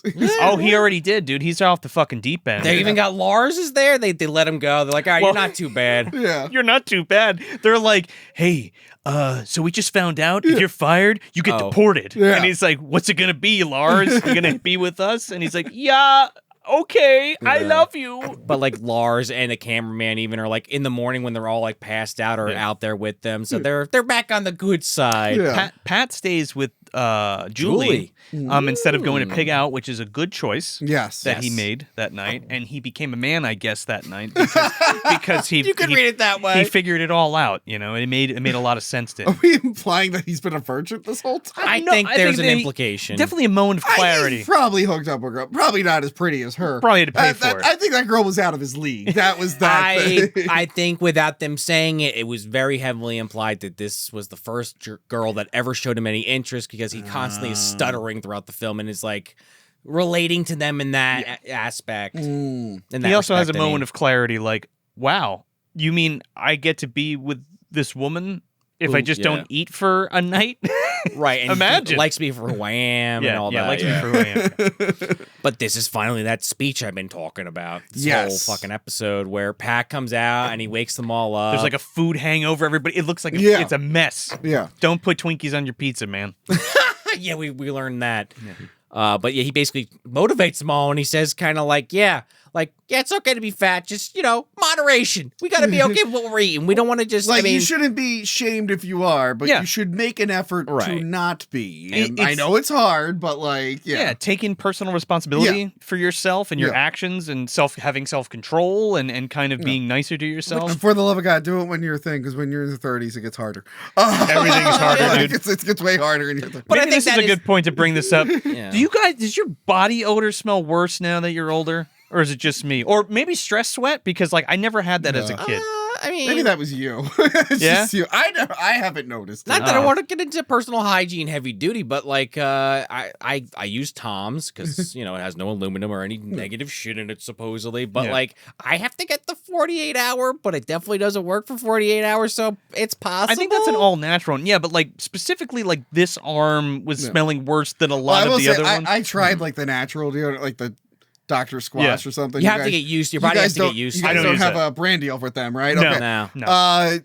Right. They smell good at first, the soap and whatnot, and then an hour later, I'm like, I feel like I didn't shower. Yeah, and then you paid $40 for a bar of soap that's gone in 3 days. Some of them are good. But yeah, I need whatever the most environmentally unfriendly chemical one. That's the only one that really hurts. I gotta just check. But if you want to talk about old people's stuff, my knee really hurts. Well, there you go. Time. I'm just saying, do you get stinky? This I guess it changes because I never smell, but I guess it's like a stress thing or something, or I have diabetes, one or the other. No, I think that is a thing. But speaking of soaps and scents, some of these guys were drenching themselves in chocolate syrup. These ones somehow aren't covered in bugs and shit. Dude, they are sticky and stinky. Yeah, they're gonna need some of that Dr. Squash. I mean, I get the speech. They're gonna need a fucking acid bath. Yeah, I get the speech and I like it, but at the same time, I feel like this is a little. This almost feels like someone was like, "Hey, there's no real lesson in the movie. We should probably work something."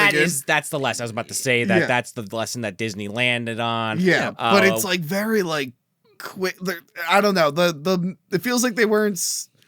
They didn't really sell the message for me. Well, I feel like they had to have a message, but the movie is also dancing around fat jokes for 90 minutes. So I feel like they could only really go in so many different places with it. And I feel like, at least for me, they land in a very positive spot with the message. They push it away from the negative reinforcement into positive reinforcement, it's like you're fat and stupid and you're fat and you stink and you look like shit and no girls are gonna love you and you're a loser. And it's like, hey, maybe you should probably take care of yourself, respect yourself a little bit more. It's okay to get outside and not play video games and get up your ass for a little bit and play some sports or touch grass. Well, that was the thing. So or eat healthy, in my when I was 10 or 11, I had a fat phase, and then I was like, okay, I got to get out of this. And then high school kicked in. And I started wrestling and whatnot. Yeah. So yeah, it happens. You were swole, Tony? No. My diet was really bad, so I just got real thin. Oh, gotcha. I worked out, but I was just getting thinner. So you would have been one of the kids, in theory, raising their hands when he's like, are we all going to do this together? Are we going to take control of our lives? Again, multiple meanings to it. Yeah. I would have been that kid. Yeah. And then they kind of get ready, their final training before this big relay. They're running around. They're training a little bit. They're eating healthier. The nurse teaches them how to make food. But also it's like the last week of camp. Yeah. So Well, it's like well, got there eventually. But it's they're on their way. Yeah. You know what I mean? And you know what? I wrote this in my notes here, so I'll just mention. I thought it was kind of interesting. They called this the Apache Relay, and they kind of lean into the whole Native American theme, which is like the one thing for me that doesn't hold up. But it was the '90s. I feel like we were still kind of doing that. Even Addams Family Values kind of lean. I mean, more satire in that case. Back then, it felt like. It was more normalized. It felt like it was like paying tribute to them. I know. It's not necessarily a derogatory No. thing. No. Yeah. But I was interesting because I looked it up, and the Apache. Let's say if this was North Carolina, that's where they filmed the movie. They never, again, unless we just missed it, they never say. The Apache were never located there. So it was kind of interesting. They called it the Apache Relay. They were only located in eastern Arizona, northern Mexico, or it might be northern New Mexico, West Texas, and southern Colorado. So weird piece of trivia. I just looked that up. I was curious. I think that's just like the most popular Native American. It could have been Navajo. It could have been whatever. I mean, it's in that song, Apache Boy. I was gonna say maybe they're talking about the Sugar Hill Gang. They're definitely not. Apache, jump on. Yeah, Will Smith's there. Yeah. I just thought that was kind of interesting for anyone that was wondering. Yeah. So the relay's about to start, and I like how the other team is like in the Greek outfit. So they both have kind of their own theme. And the parents arrive, actually. Yeah, the parents come first. Yeah, and I love Jeffrey Tambor where he's just like, he gained weight. Hey, look at him. It was a single pound. Hey, Dad, I'll show you around. He's like, he looks the same. But it's parent day, and they come, and they gather them all in the cafeteria spot, and Uncle Tony's still fucking tied up. They pop the VHS in that they put together, and it's showing Tony being a real scumbag to everybody. Yeah. They kind of spice it up a little bit. Pat spices it up, like having Josh grab a rat, and he's like, "Oh, I'm starving," and he cuts it up and eats its guts. He even says that I wanted to spice it up a little. Yeah. But Tony ends up getting out because he tricks Nicholas. That he had a Hershey Kiss in his hand or whatever. From the fucking tinfoil, from the baked potato. The baked potato. Ben Stiller ends up getting out and appears in a window. So this is my favorite part. And by the way, this is the scene I remembered most as a kid. So he's in the window, and the window's cracked open, implying he climbs. But if you look down, there's just a door. And I think it was open. And I'm like, so he did this to be dramatic. 100%. He could have just walked in. He's like, wow, what a great video. Awesome cinematography. The editing. And the villain. And the villain, little over the top. And he fucking does a flip. Ow. I do like to when they're showing that video before the reveal of Tony saw it all going down. Because Jerry's dad's been an asshole the whole time. Like you guys said, oh, you're still way the same. Yeah. And then as he's watching the video, his tune instantly changes. Oh, well, I want him to lose weight, but this is fucked up. His son's being abused. Yeah. He's like, parents, you're the cause of all their pain. Yeah. I'm gonna show you what it means. Oh, the little kid Nicholas is running around he's like, he got out. And he's like, oh, you little fat boy. He's like, I'm gonna show you what it means to be an American. Well, then he starts walking. He's throwing the glasses on the ground with his bare feet. Again, Mike Marv. Yeah. Daniel Stern wants his fucking check, Ben. Yeah, stepping on it. And he's like, you can't hurt me. I'm invincible or whatever. He's like, what are you going to do, you little fat boy? And then Jeffrey Tambor punches him in the fucking stomach. Wow. Again, he keeps... signaling Mr. Gardner. Yeah. He's like Gerald Gardner, 160 pounds. Father Maury Gardner. He's got that one memorized. Yeah. And I love how Jeffrey Tambor is like, yeah, I think you're done. And just knocks his ass out. And then he does the back. Well, first he hits Jeffrey Tambor on the back, sucker punches him. And then he does the multiple James Brown, not James Brown, Elwood actually flip from Blues Brothers. He does all these backflips into a fucking wall and then just falls down. And that's the end of Tony Perkis. I did read on IMDb. I couldn't find it myself, but I don't know if it's when he first appears or after he does the flips. I guess he had a bow and arrow that he shoots at Gerry and his dad, but he misses. Oh, that was a cut scene? Yeah. Maybe in the edit, we'll see if we could locate that. Oh, man. Well, I guess that would explain him being arrested afterwards. Yeah. Like, I feel like the cops might call, but I don't know if they'd be able to arrest him without. Well, And not arrest Pat, Julie, Tim. Yeah. He's in his dad's limousine with tinted windows. Oh, I thought he was the end. getting arrested. No. Oh, wow, I misremembered. No. I was distracted by his dad. I'm like, oh, Yes. Ben Stiller. Who is also Ben Because Stiller. we cut to the next scene. It's just his dad is Ben Stiller in this whole man makeup. This is fucking Bacardi and Coke. Do it. But like, why would he just cast his real dad in that part and have someone else? It's Because funnier. he's the other guy. I know, but if you have your real dad, I mean, it's funny that they look alike. Yeah. I think it's pretty good. He's like, I don't know what his problem is. And he hug him enough. or something. Nobody hugged me. I I didn't turn out turned like a out fine. freak. I'm going to take a bath in this. Yeah, he's gonna take a bath on And it. he's just like, yeah, okay, the camp shut down. Insinuated that he bought the fucking camp for Tony. Oh, yeah. Yeah. Wow, yeah. And like, because right. it's So Tony doesn't even own no, it. he doesn't even own it. He's like trying to run his own business, like with dad's money. So he's like basically. Call me Papa. Yeah, call me Papa. He's basically gonna shut the camp down just to like save some money and be like, sorry about the inconvenience of my son.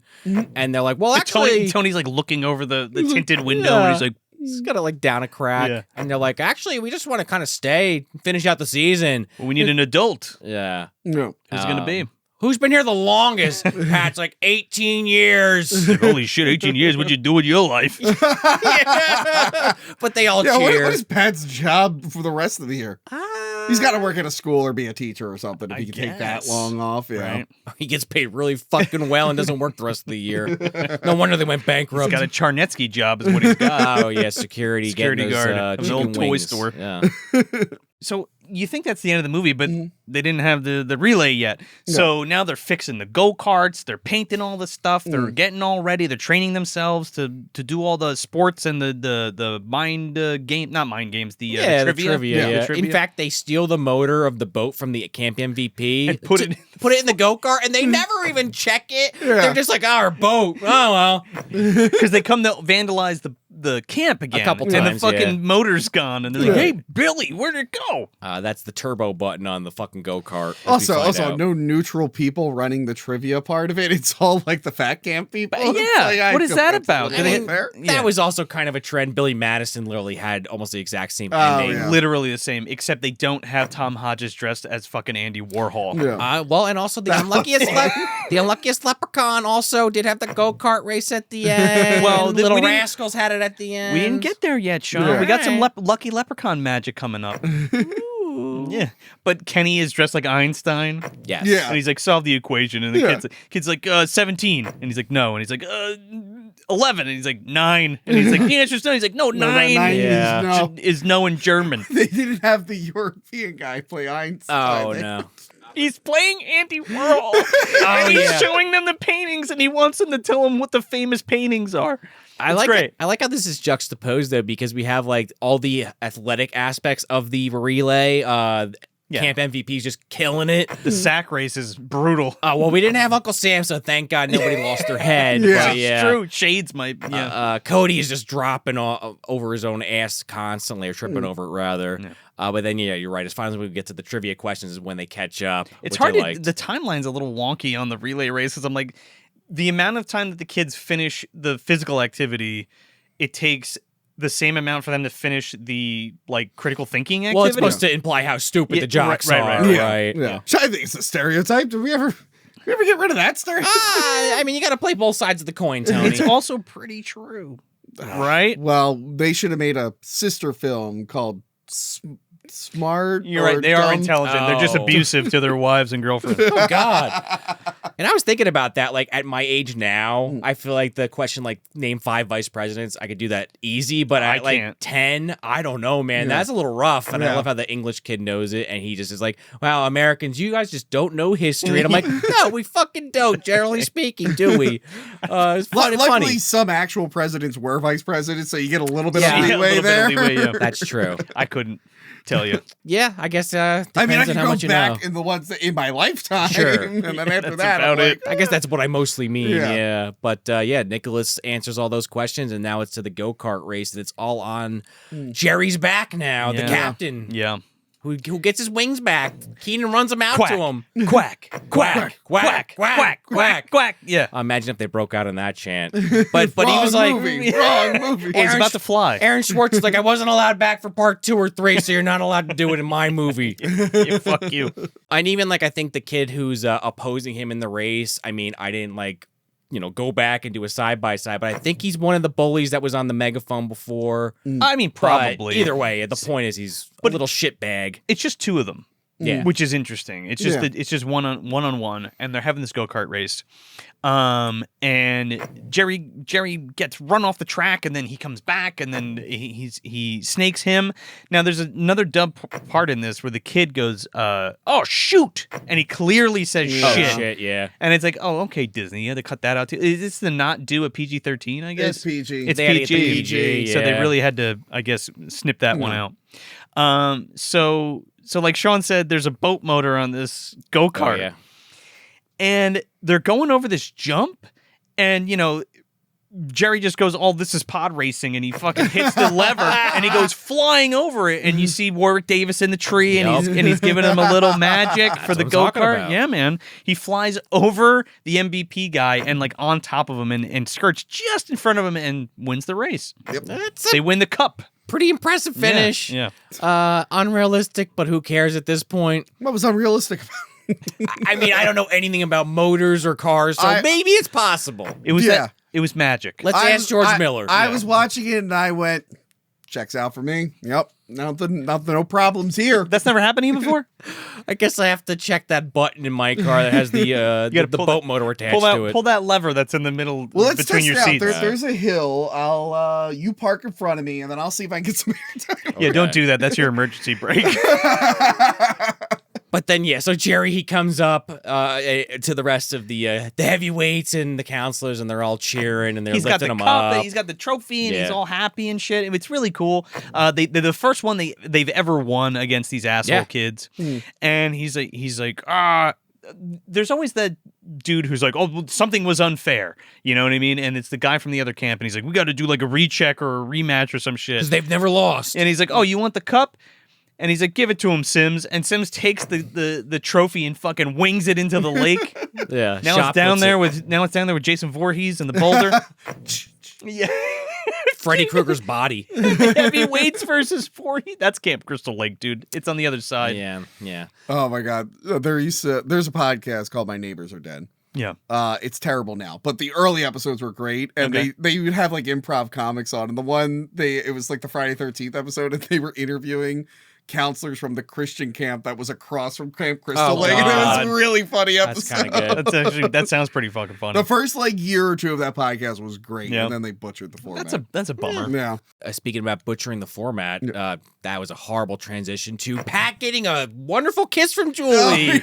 He's like, yeah, I'm crazy about my gal. And he gives her a kiss, and it's like, oh, that's great, hooray, that we won, and it fucks off. The movie's just like, goodbye, credits, that's it, go away. We got to won. do the rap song because every kid's movie needed a rap song. So it's not Freeze a rap frames song. too. Freeze frame ending. Yes, which I love. I love a good freeze frame. Classic. But it's not a rap song. I said it's a rap song because it's akin to that, because it's like the kids and Paul Feig and Tom Hodges like singing. Yeah. It's the Camp Hope concerto. Yeah, the Camp Hope concerto, and they're like singing, I don't know, a We're Camp all Hope song. heavyweights. Yeah, we're all heavyweights. Yeah. And then Lars comes on. Like, do not tell anyone I cried at the deal or something like that. He's like working that into But he's it. sing-songing it. Yeah. And they're like, yeah, okay, Lars, shut up. Back to rocking out. I kind of wish I could have seen that. I feel like that was an afterthought because they had that scene in Mighty Ducks 2, the We Are the Champions sequence at the end, because it's like about them winning like the national championship, from what I recall.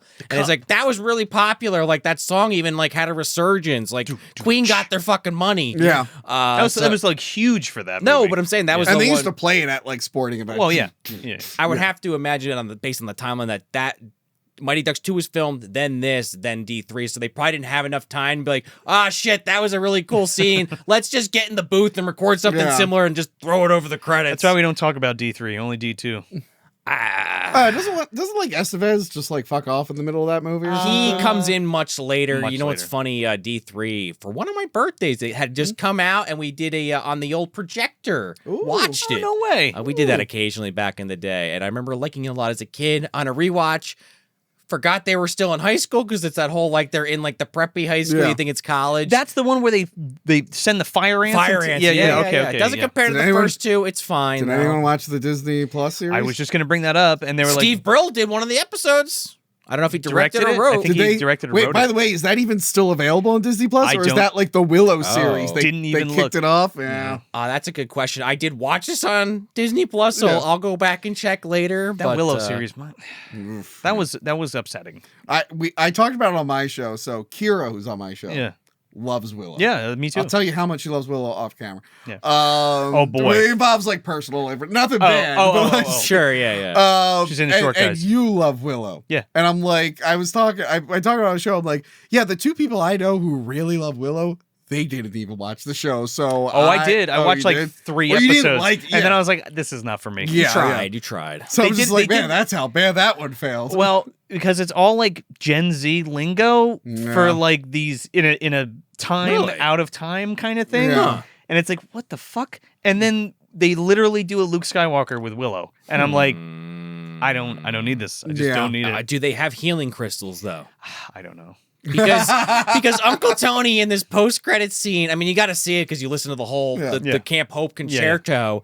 Rolls right into it. They timed it out perfectly. Yeah, it's great. He's now a door-to-door salesman selling fucking crystal necklaces, and the Healing- door gets slammed in his face. Healing crystals. He's like, I know these are healing crystals, but I don't call them that. I call them whatever. Yeah, he makes yeah. up some name and he gets a fucking door slammed in his So- face. I told the story on my show, but I didn't tell him this show. You want to hear the sad healing crystal story? Yeah, absolutely.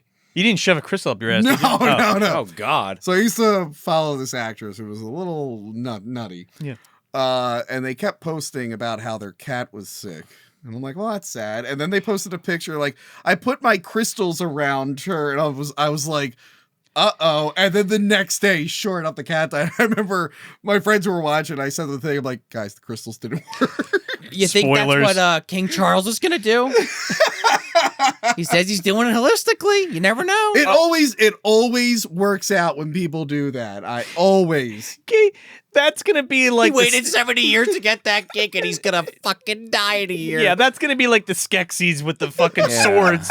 Right. I just couldn't believe the picture of the cat. I'm like, lady, you should probably take a cat to a vet. I don't know how good the crystals are gonna do, but okay. That poor cat. Poor cat. But on that lovely note, that's heavyweights, guys. Yeah. That most certainly is heavyweight. So where are we putting this, guys? I put it on the shelf. It's really funny. Yeah. I like more of the adult, more humor, a little Absolutely. bit more. Yeah, I think it struggles with like the positive message of like, Yeah, I hey, you get should that. take Little bit. care of yourself. A little It's They more try. like you should love yourself for who you are, but then it also wants to be like, but you should try to be better. And they didn't know which way to land on that. Sure.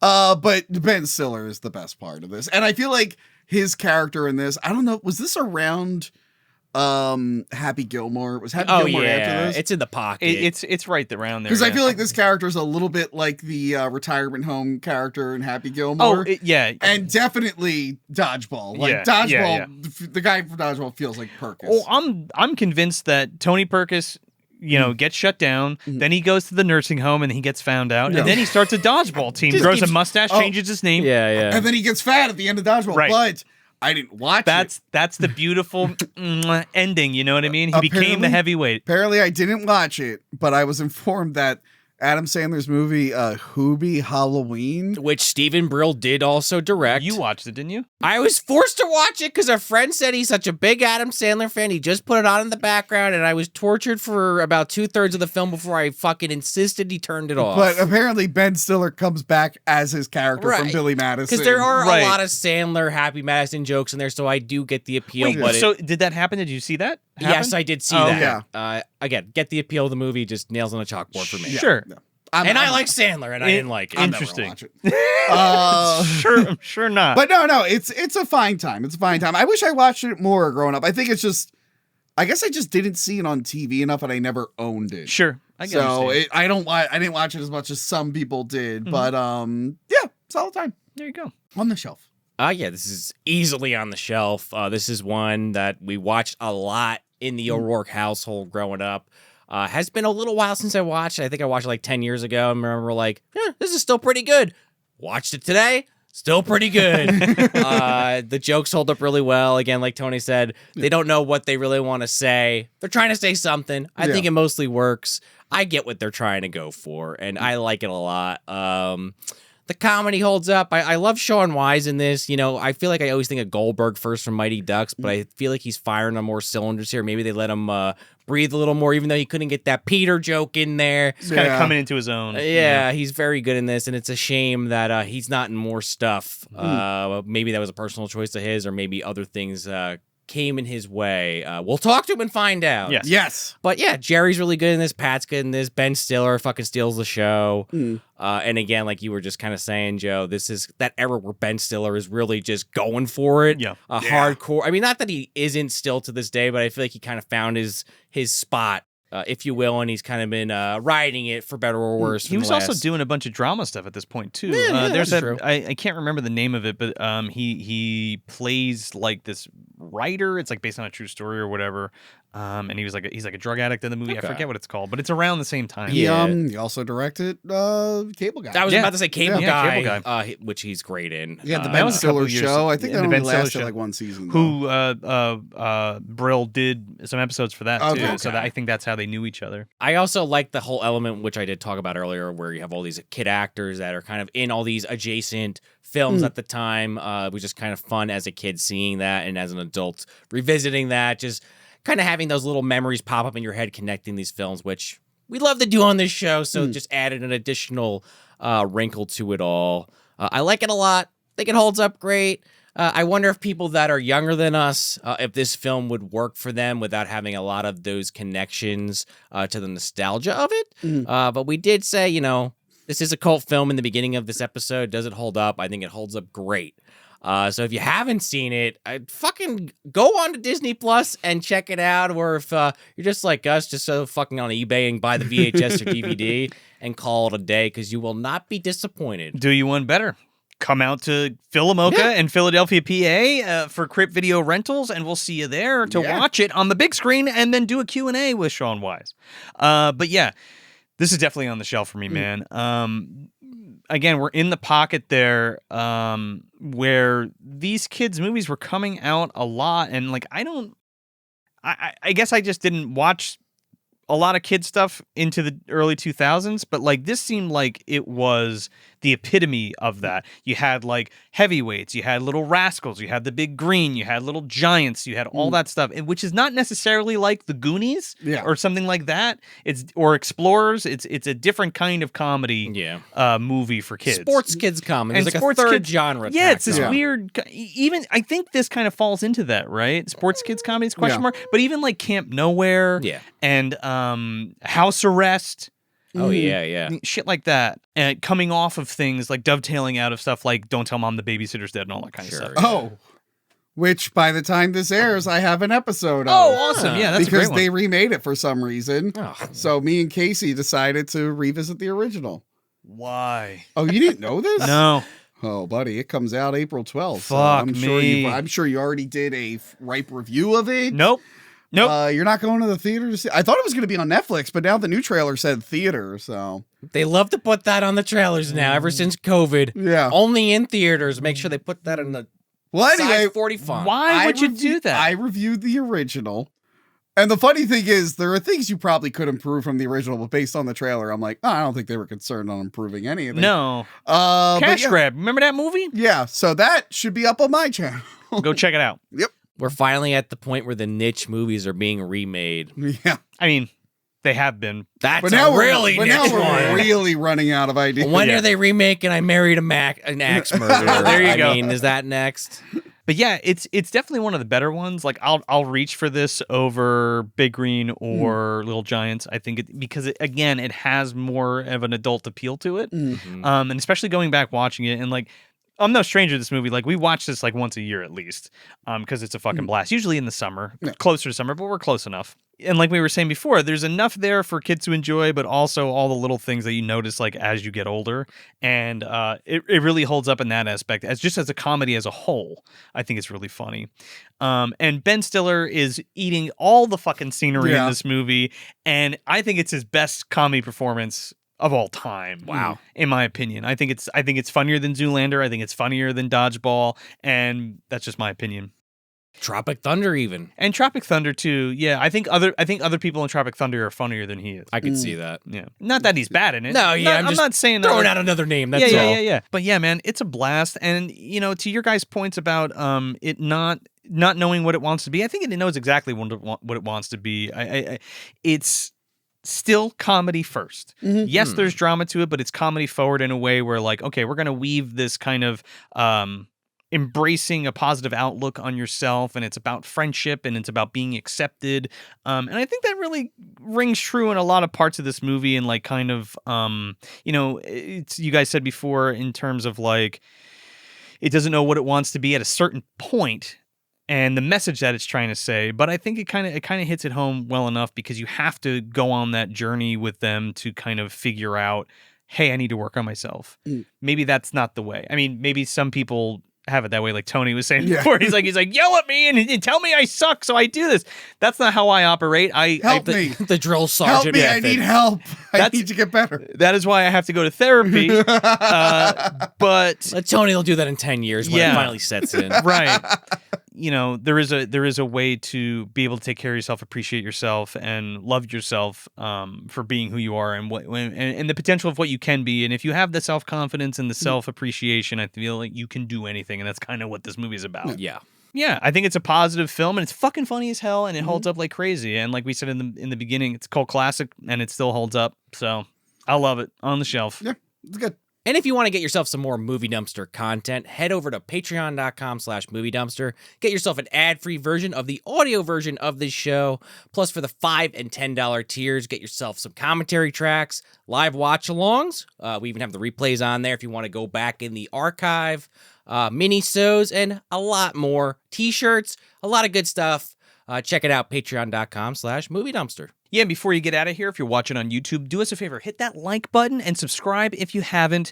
We really appreciate it. And if you're listening on your favorite podcast app, do us a favor and leave a 5-star review because it really helps the show. Those reviews, you gotta leave them. It really helps the show grow. It gets it out to more people, more eardrums and eyeballs, everything in between. So we'd really appreciate it if you could do that. And if you want to keep up with us and see what's going on, you can follow us at Movie Dumpster on social media or head over to MovieDumpsterPodcast.com, where you can see our latest episodes, our upcoming events, and anything else going on in the dumpster. And don't forget, we have that event coming up at Crypt Video Rentals in Philamoka in Philadelphia, PA, and we're going to be there with Tony. Yes. And we're going to be doing a live Q&A with Shaun Weiss, and we're going to be watching Heavyweights. You do not want to miss it. It's a 2-day event, and they have that awesome pop-up video store where you can buy VHS and posters and standees and all kinds of good stuff. There's a bunch of artists that are going to be there. Grab your tickets now. You can go to MovieDumpsterPodcast.com. It's in the banner at the top. You can hit get tickets, or you can follow the link in the description of this video, or you can go to Philamoka and get it from there. Follow Crypt Video Rentals and Tapes from the Crypt and all those wonderful people. I love Crypt Video Rentals. Often I'd say to myself, I wish I was in a fake video store. I don't know if you know this, Tony, but we're in a fake video store. Oh, and your show is in a fake video store. I think that was the joke. Oh, I'm sorry. That was the joke. That was the joke, you asshole. No, leave that in. It's late. And I'm on the fucking train, baby. But yes, it's great to go to a different fake video store. Yes. It's awesome. Where you can actually buy the movies. Yes. Yeah. Right. They're not just for show. Yeah. Go to Hack the Movies video. Yeah, you're walking out with shit. Yeah, you're walking out with shit. You want to buy some of my tapes? I have too fucking many. I gave you a lot of those tapes, you fuck. It's going to re-gift them to you. Merry Christmas, Joe. All right. And with that said, I'm going to go find out where my Peter fits. So that's it. That's Heavyweights from 1995, directed by Stephen Brill. I'm Joe Lascola. I'm Sean O'Rourke. And I'm Tony from Hack the Movies. Thanks for visiting the dumpster.